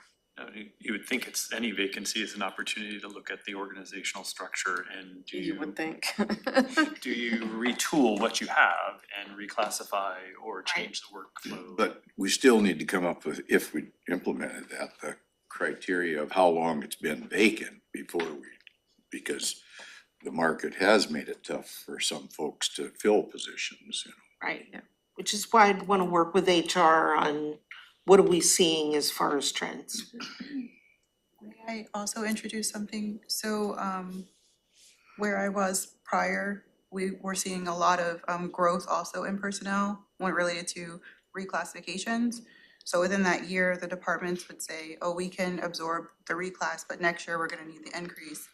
So we worked on a policy where if you could absorb the reclass, it has to be an ongoing absorption of that reclass, so that it doesn't increase the next year's budget. So that might be something to look into too. I think, yes, if we're gonna be looking into reclassifications in January, I think we really need to think about that because there's no point in us saying absorb it and then the next year they're gonna come in with a budget amendment. It doesn't help us Right. long-term, like, and that's kind of what we're trying to solve, like, as you said, like, 2024 and 2025, we're fine, it's the years after that. So if we go with the proposal as I presented here, what is not built in the model, and I'll share it again,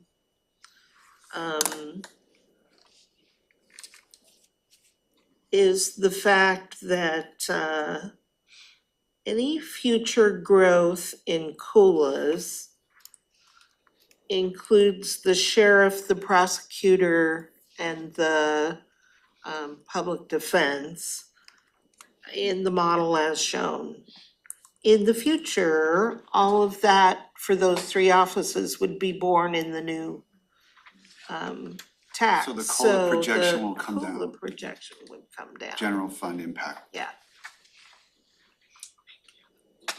So there are gonna be, there are some benefits. Offsetting trends. Yeah.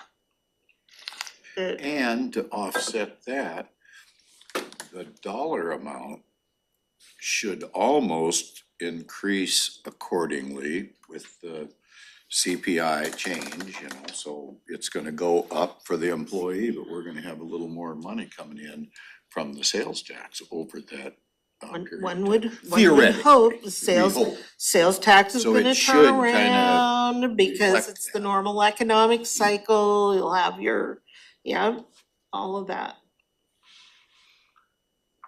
Let me ask a question, I don't know if this is the right spot to ask it, but from an employee's perspective, looking at what we do or don't do for the employees, like as an example, right now, I think retention is a big issue.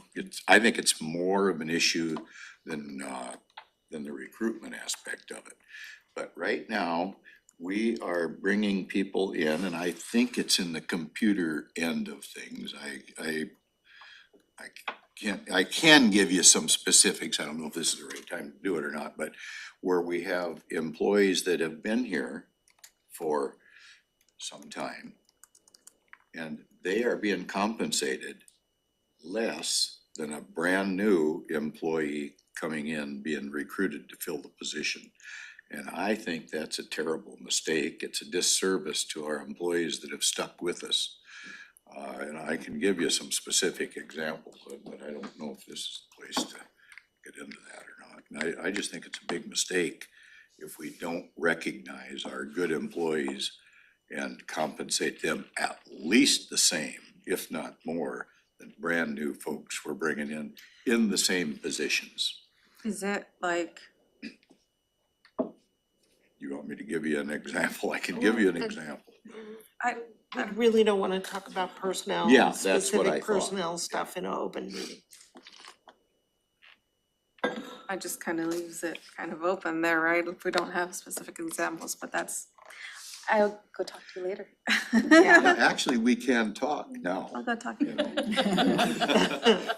We could probably talk while we're even on camera, I could whisper this up. But I don't know if I'm supposed to do that. No, please don't do that. We are currently in an open meeting. Yeah, okay, but anyway, there are examples, and I'll point them out later when the time is right, but where we've got employees that feel, I don't know, disrespected, whatever, you know, because they are not getting what the new employee is getting, doing exactly the same job.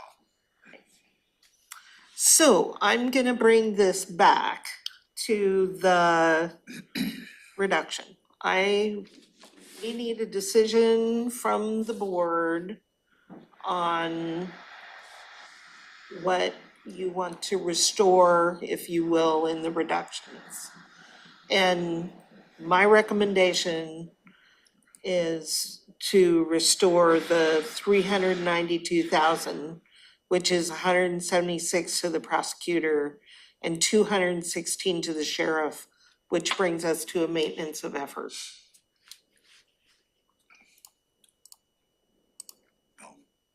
I'm okay with that. I think it's a bit of a compromise, and I don't know where the chair is, but I would go with Commissioner Mentzer's statement on that. I guess it still stands, does it? Yeah, I mean, I can't go any further than that. Yeah, okay. Trying to figure out if I can go that far, but I'm just racking my brain for bright ideas. I think we're setting ourselves up for very difficult 2025, but that's what all the elected and departments telling us to do. Don't be overly pessimistic. Pray for a miracle and cut our budgets later. So they may get what they're asking for, 2025. Because I think the cuts are likely to be a lot rougher than they were this year. And I'm not disagreeing with you and your May not be here assessment. to. Well, yeah, well, Sorry, that's that's- true, I will not. So, and I'm publicly admitting that, I will not, but I do think that it's a move in the right direction. Times could be a little tough, but maybe being optimistic, we're gonna get a break as time goes on. I don't know, we'll see. When you think of, even because the public safety sales tax is a sales tax, right? As the trend goes back up and growth, both the general fund as well as the public safety sales tax can grow independently. Yeah. Right, so that allows that flexibility under that construct to be able to fund other programs or services or positions. But at the same time, as the recovery happens to the general fund, it's not competing with it. You've separated them so they don't have to. It eliminates a few departments that, you're always trying to play, having to figure out winners and losers. I mean, I guess the way to look at it is that we're in this unusual position where we have this high balance and it's coming sloping down, which means if you just look at the biennial budget that we're building, we're good. That's right. So really what's scary is the projection, but we do have time to Make adjustments. to not, I mean, we can control that projection when we build our 2025 biennial budget. It may be, if it turns out like that or worse, then we make the cuts.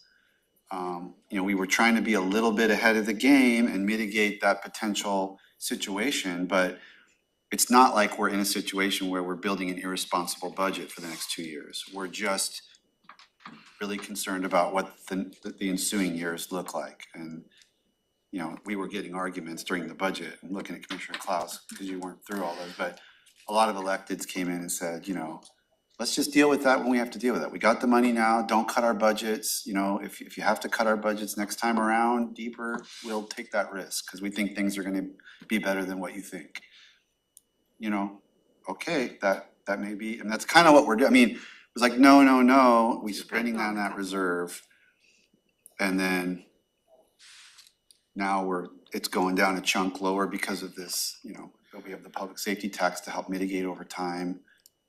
We may end up there, we're not. But it's a little different situation than if we were proposing to adopt a budget that for the next 2 years was gonna put us in a financially compromised position. And that's not really where we're at, It's true. looking down the future, so.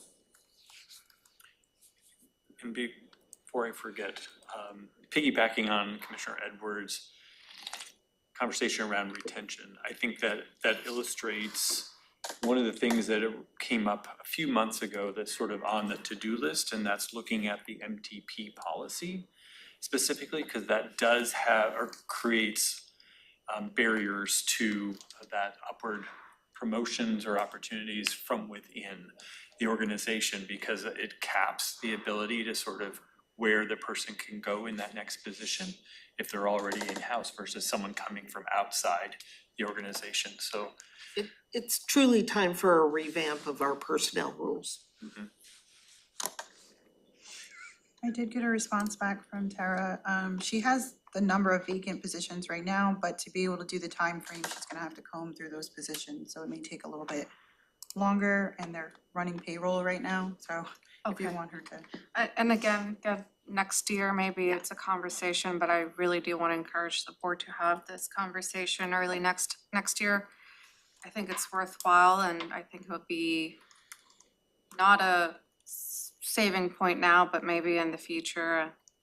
Just How many do we have? Is that number handy? She says 159, but I'm not quite sure if that's just general fund, if that's countywide. I would imagine countywide. Those are just vacancies, right? Just I mean, vacancies. no length of time affiliated with right. those, yeah. I mean, we know the sheriff's got like 30 in the jail or, 10 in the operation. I don't know what he's got around now, but. So I've got one thumb up for the proposal at 392. Commissioner Mintzer? Commissioner Commissioner Fournier. Fournier. Commissioner Fournier? I don't know. Looking for thumbs up, thumbs down, and I need at least 3 up, or we need to figure out what the alternative is. And it's really this decision which gets to that flexibility in those out years. So that investment in the 392 now opens up opportunities in those out years for. I think it gives us the most flexibility is the proposal. I think, but I don't know. I have a question. So this is like the bare minimum that we would have to restore, right? I believe it is. But we don't know for sure if we could do less. I think we're I'm pretty sure. confident that you cannot do less. I mean, the tricky thing here is the timing of all this was unusual to have, and we didn't know about the public safety, I mean, if had I known what, I probably would have advocated for more cuts or a slightly different set of decisions if we'd been doing this as we went through. But as Robin pointed out, I don't, given all the difficulty we went through to get the cuts and work with the various offices and departments on how they're gonna structure those cuts, I just don't think at this juncture we can go back and undo that. So that's why Robin said we'd be looking at some things that are directly under our control, like non-departmental fund and stuff, and we've kind of already scraped that bone. So, I mean, it's just, there aren't a lot of easy options for closing that gap, 392. Given the time we have to pass this budget. Right.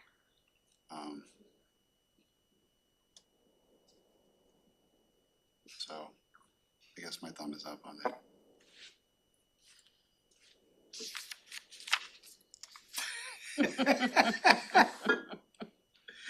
Well, it's not solely up to you. Commissioner You've got two Klaus, seatmates what here. else would you need to know before you could say yes or no to this? I don't really know because this is the first time I'm having a conversation about it, so I feel like there's just a lot I don't understand. I'm just stressed out. I mean, So it sounds like you got 3 to move on. So I wouldn't, that kind of relieves the, I wouldn't want to put it Yeah. on the 2 new because they're right. I mean, they haven't been, it's a closely lot of involved in all pressure. of this. I don't like it, but I mean, it is what it is. It's just, I hate to say that, but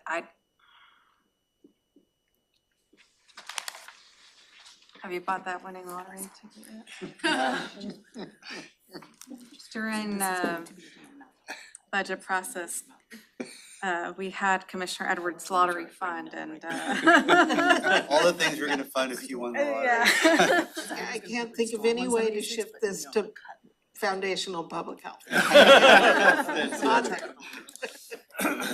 All right, so we'll do the 392 in the general fund reduction restoration. I'm gonna call Are you gonna it. record that as a 3-2 vote or what's? I am gonna record that as a 3 thumbs up and 2 abstained. 302, yeah, I think that's Three right. oh That's fair.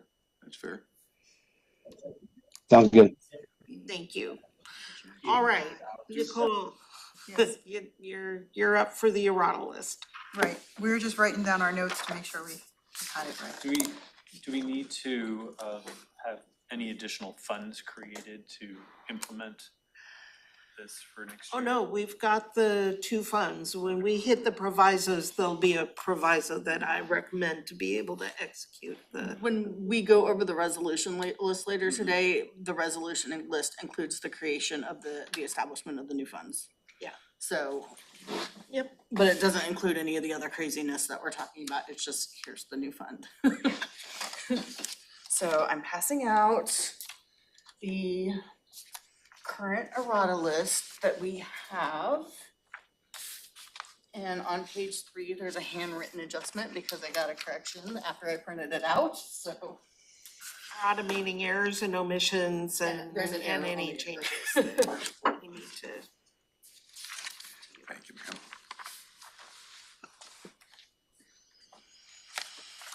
And we briefed you on some of these last week, I believe on Thursday.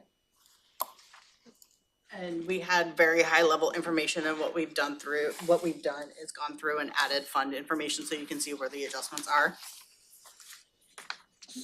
So the first one on the list is the Public Health Fire Sprinkler Repairs Project. Additional $25,000 was added to this project during Amendment 4, which was approved. To continue that funding into the biennium, we would need to have your approval to go ahead and add $25,000 in 2024. It's in the Central Services Reserves Fund. It's not a general fund impact. This project is on the capital improvement program. Is this new money or money that just didn't get spent that we have to shift forward? You said a lot of them were just shifting money from So last year to this year, to answer your question, this year to next year. the $25,000 is new money that was approved in Amendment 4. And For so- what? So they had, what the issue with this one is the contract is going to, the bid came in 25,000 higher than we estimated. To go through and process the contract and do the This is a PO. capital budget and the board has approved the total dollar amount. This is not something the board needs to Okay. take into consideration. So we can still add it into the biennium. Can shift the Amendment 4 forward. Okay. Right. So then the next one is for the Thurston County Infrastructures Project. You approved the funding for this project of $24,500 in 2024. However, the transfer for where the expenses sit and where the actual bond proceeds You sit. did mean 24 million, didn't you? Yes, 24 million. That's what's written. I said She 24 actually now. does mean that much, yes. Yes. So the expenses for the project hit the courthouse project fund. The proceeds from the bond sit in a different fund. So you have to transfer those revenues into where the expenses sit so that the fund does not go negative. And this is that transfer. So it comes out of the money, when we receive the bond proceeds, it goes into a debt holding fund. We need to actually transfer the money into the capital project fund to spend it on the project. What happens to the interest on that? The interest accrues in the bond holding fund. And to our benefit? Yes. And we should see if we're sweeping that into the general fund.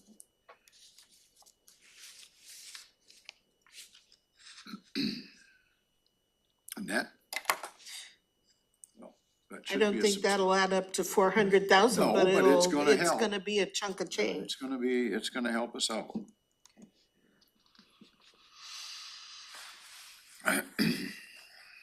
So the next item, so do I need to get approval on each one of these as we go down?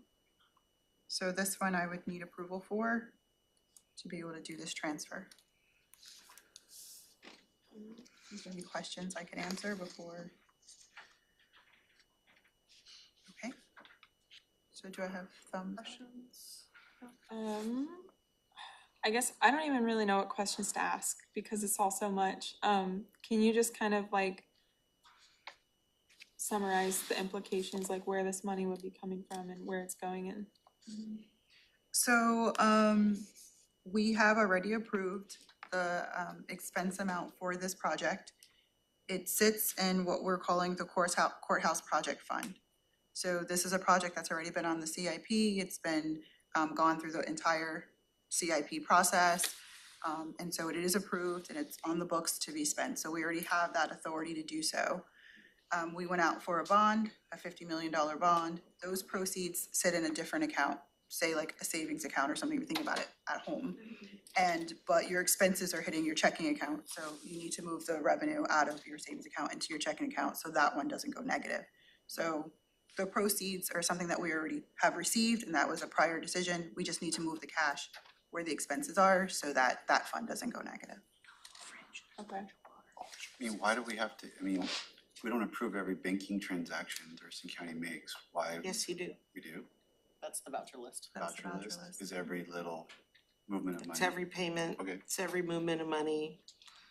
Well, Yes. then on the next one, I mean, I'm jumping ahead, but again, we already made this decision. The fact that it didn't get technically done, why do we have to reapprove? We want you to be aware that we're making this Okay, you're adjustment. just We letting don't us wanna know. just add stuff that you guys aren't aware of and So- have it come back later. Because we, for the public notice, we put out what the total dollar amount was going to be in the general fund and other funds, right? So this was an error that was missed that didn't decrease the 500,000 that you approved. So now if someone was to go back and look at that public notice, they'll say, if they could see that, why These are is that amount technical different? changes. It's a technical, you already approved it, but it was not put in that public It's a notice in the technical number. change from the budget book.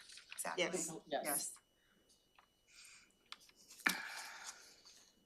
So I guess I have another question.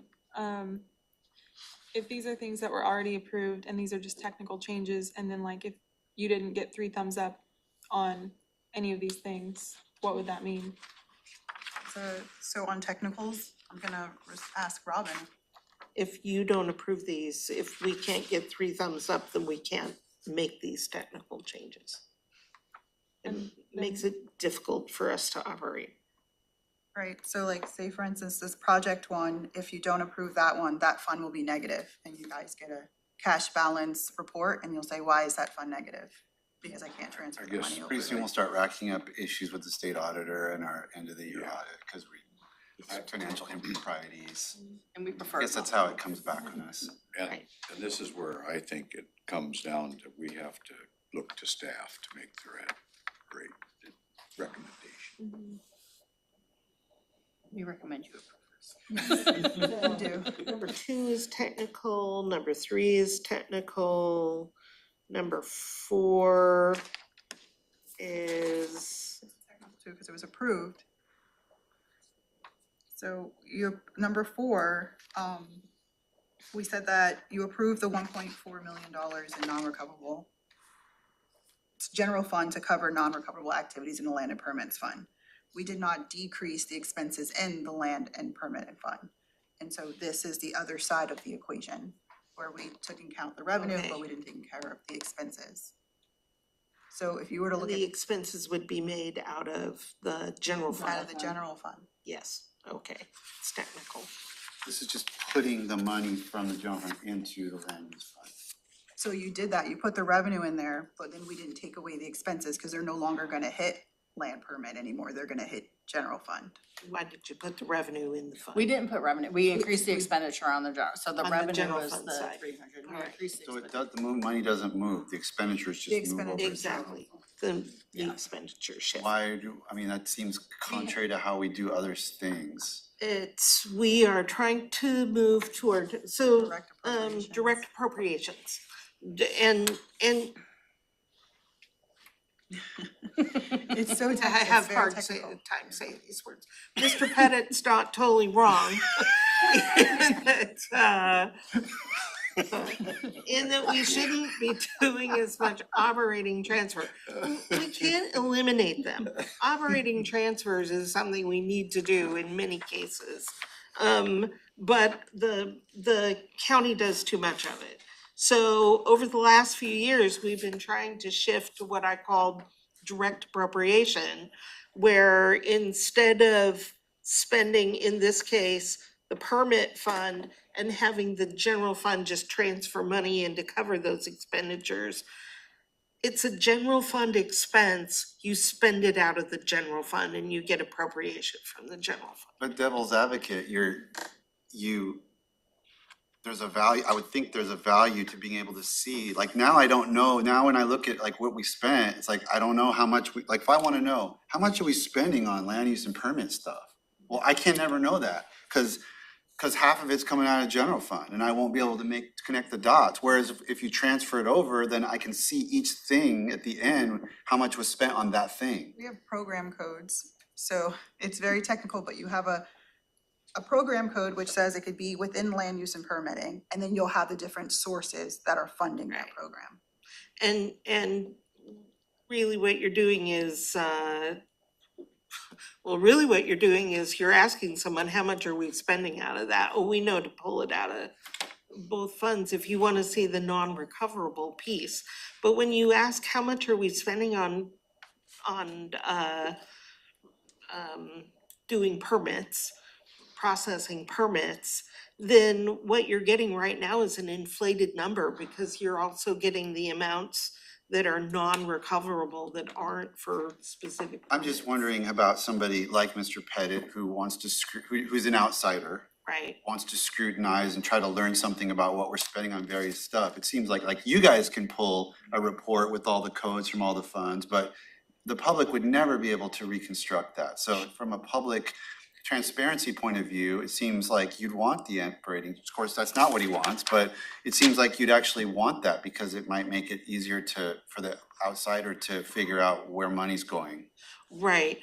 We have a interactive model that allows you to choose activities that would get you to the full amount regardless of the fund that the money's being spent from. That provides transparency to the public that Mr. Pettit uses. So you really do wanna spend directly out of the fund, unless there's a reason not to. We've got a few valid reasons not to. For debt, we are required by the way the IRS governs non-taxable bonds. The proceeds has to go into a bond holding account, and then you have to make the payments out of a bond payment account. So from the bond proceeds account, you transfer the money to the fund that you're spending out of, in this case, the capital project fund, the courthouse project fund.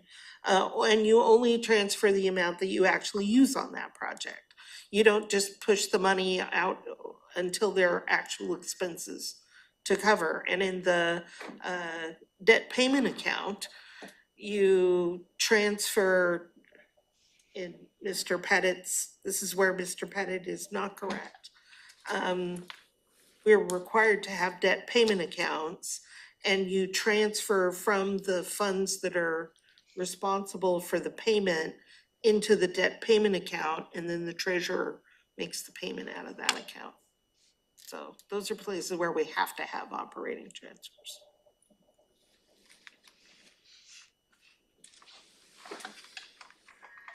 So, Number 5 is updating the sales tax revenue. So when we look at Robin's model and we projected what we thought the sales tax revenue was going to be, we said that we were gonna increase it by $60,000 to get to the number that's in that forecast. I put an extra 0 when I put it in the system. So it does not change our normal forecast. It was a error and me a fat finger, so I need to take that out. So it matches our forecast model. Number 6 is emergency service radio purchase. I believe you heard that yesterday during agenda setting. It was yesterday, and that is that the radios are not gonna come in this year. And so they are anticipating them come in next year, so we're asking to move that authority into 2024 to be able to receive those radios. Does the fact that, I think Ben mentioned that we came in under bid on something there, about $30,000, is that reflected here at all? The dollar amount that I have in here is the dollar amount that I understood from the conversation yesterday. So the amount that they had in their budget in 23, I'm not taking that into consideration. So I'm they taking just the have a contract little amount. excess left in there then, I guess. It'll get returned. I don't know if the savings was related to the radios. I think that was related to the order for the vehicles and separating the lifts from that. That's Oh, where they okay. were able to get a savings. Okay, I just didn't get that exactly. The next one is the diversity coordinator. It seems like when we put it in the system, it was programmed in Fund 1400, which is the housing fund. It should really be in Fund 1500. And so we're taking it out of 1400, putting it into 1500 where it's supposed to sit. And that was approved. Yep, Justin, yeah. And then number 8 is, it was approved to the human resource position to be funded for Public Works, and it was gonna be across the number of enterprise funds that are within Public Works, and this is allocating this appropriately across all the enterprise funds. It was originally budgeted only in the roads fund, so we're making sure it goes across the other enterprise funds. And then I'm gonna jump to 10 and let you speak to that one, Jennifer. Number 10 is this, COLA adjustments. When we did the COLA adjustments for 24 and 25, we left out a group in Superior Court, and the amount that we need to add to their budget is $16,880 a year. You could just go ahead and do the other one since they're FT related. Oh, well, these two are gonna require a conversation. So for number 11, B4037 and B4008, when Public Health put in some change requests for FTEs, they put it in 2 different requests for reasons. And one request was approved and one request was denied. So they're not getting the full FTE that they asked for. They're only getting a partial FTE. In number 11, they had asked to. What position is that? So I will look that up for you. So the first position was a position that's currently funded at 0.5, and they wanted to increase it to a 1 full position. Part of that, when they increased it, they also wanted to reclassify it. So one request was on the reclassification list, which you guys had said no Said to. no reclass. And then the other FTE was in a different classification or a different change request, and that one got approved. So Somewhere they asked for 2 and got 1. Where, is that part of Two this? halves, they asked for 2 halves. Or 2, was it 2 halves? okay, so I remember the that discussion. position is.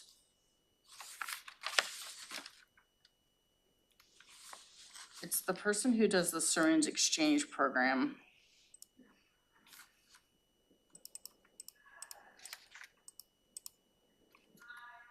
Looking it up. Oh, please. And the current position is an education and outreach specialist 1. And they asked to increase it to a full-time, plus they asked to reclassify it to an education and outreach 2. It's part-time now? It's funded at a part-time, but he's working full-time. So That's foundational public health funding, right? It is, right? I remember having this Correct. discussion. Corinne is watching and she said, yes, you are right. That time, yes. Partially, foundational public health. What's the other partial? I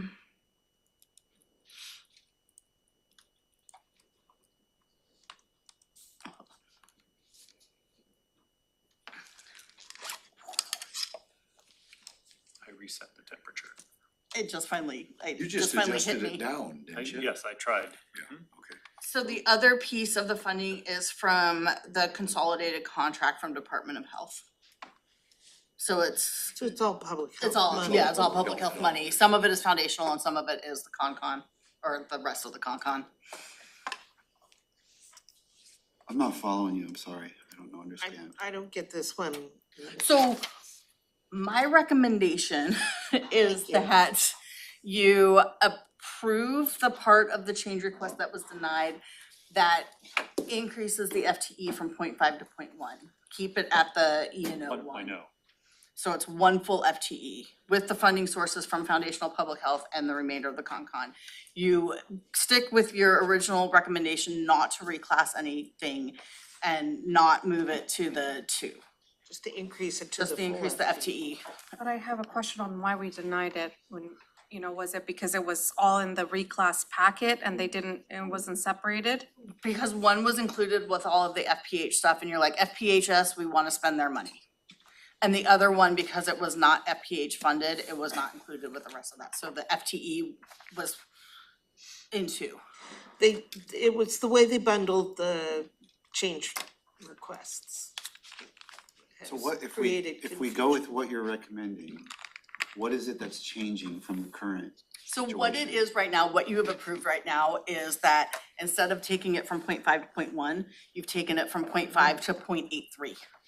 So instead of 0.83. going from Of an 5.5 to 1, they go from 0.5 to something less than 1. Right, And it needs to just be 1. right. I wanna And make they it one don't need position. more money to do that.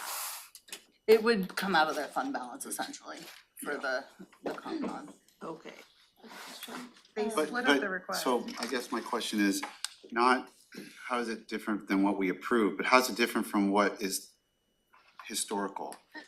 Like you said, the syringe exchange person is only working he's So working full-time, but He's only been funded working, part-time? he's been, yeah, so they have a 0.5 position. They have filled it they filled it with a full-time person. Overfill. They've overfilled it, they've been absorbing it with vacancies or whatever. Now they just want to make it clean and have it be 1 FTE.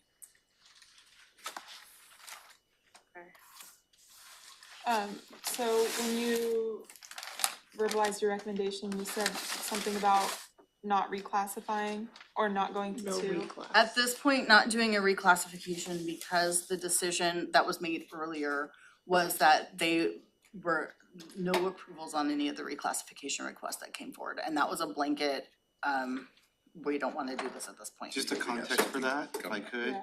Yes, There was, please. we have no money to spend on extra stuff, we're actually trying to cut stuff, but we have all these new requests for reclasses, so we were like, and a lot of them made great sense, if not all of them. So we were like, can we do the one, so I think it was my proposal, can we do just the really cheap ones, like if it was under $10,000, give it to that, because there's all these other things we're gonna have to say no to, but let's let them do the reclasses, and then people came in, a district court, I'll just throw them under the bus. They came in and said, well, you just did a bunch of reclasses and ours is like 15,000, but it's super important. And so and then we're like, well, let's do that one. And then we had auditors saying, you just did it was a slippery slope. We could not draw any line that made any sense, that made anyone happy. We couldn't do them all. So we just said, and we have a class and comp study where we're gonna be looking at reclassification like on a comprehensive basis. So we just said, in this budget, sorry, nobody's getting the reclasses now. We'll deal with them at a later point. That's how I Yes. remember the conversation. That's exactly right. And I was very frustrated by it because I really wanted to do a lot of them, especially the ones that were like really cheap to do. Right. But nobody no elected official or department head would just stop, trying to throw it in our face. I'm gonna be kind of blunt here, that, well, you did theirs, why aren't we doing ours? It's like, okay, then nobody's getting it. We can't draw any lines here because we can't afford all of these. Right, and so what, we've pretty much put a no reclass through the end of December, and no reclasses approved in the 24 budget that would have cost implications. But come January, we'll go back to what is our normal reclass project process, where an officer department can work with HR, come to an agreement on what an appropriate reclassification is, and if they're willing to absorb the extra cost, come to the board for approval for the reclass with absorb.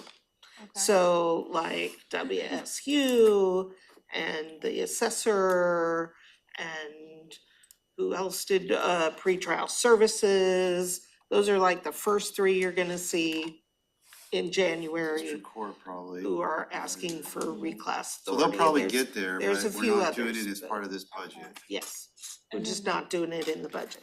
Okay, and the second part of what you said was not going to 2. Is there, The 2 is the reclassification piece of it. oh, okay. Yeah, so the job class is an E&O 1 currently, and they wanna make it an E&O 2. Okay, And they can come ask for that in January.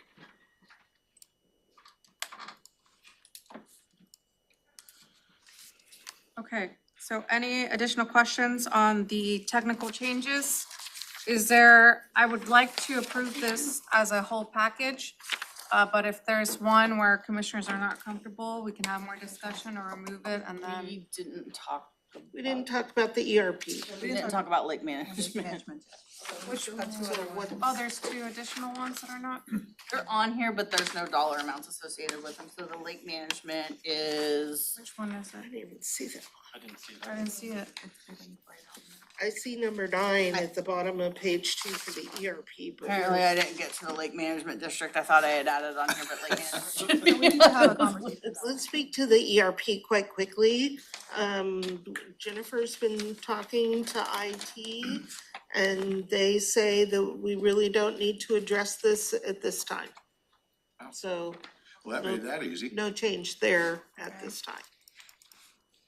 And the lake management changes, doesn't change the bottom line of the budget, so it doesn't increase revenues or expenditures, it just moves them around within our budget line. So basically taking what was part of the budget as personnel costs would shift from personnel costs to professional services. So it, That doesn't need approval by the board, Well, actually, unless you're shifting funds. I do need some clarification on this, because that request included 2 FTEs, so or 1.4 FTE. The 0.4 FTE, we had already said 0.4 is something HR doesn't like anyway, so we had already taken that and moved it to professional services. If you're doing the other FTE and moving that to professional services, then that has to be added to the position control resolution if you're Yeah, getting rid to of that eliminate the position. FTE.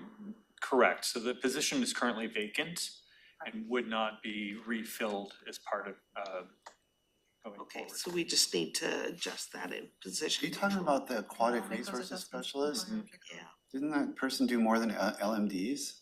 Like not? I thought that there was a way that Public Works was going to They did keep weed that stuff. position Go out into the and rivers and. reassign Yeah, it, pulling but weeds that's in the river. apparently They not had- the plan. They had Public Works, I think they had identified pieces of people who were doing LMD and noxious weeds, and when they did the transfer, they said this is what the whole LMD position is, and kept the noxious weeds over in Public Works. I think that was part of Yeah, so they will continue to do they bifurcated the lake from the weed part of it.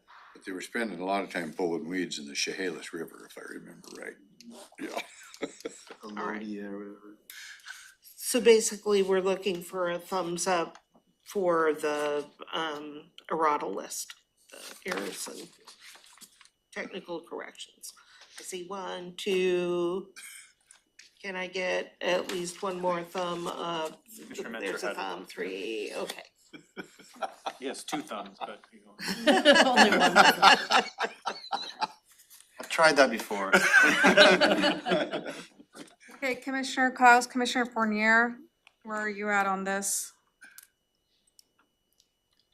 Oh, man, I'm probably gonna abstain from this. I don't really feel like I understand all of them enough. And if we're doing a blanket approval, then I would definitely have more questions.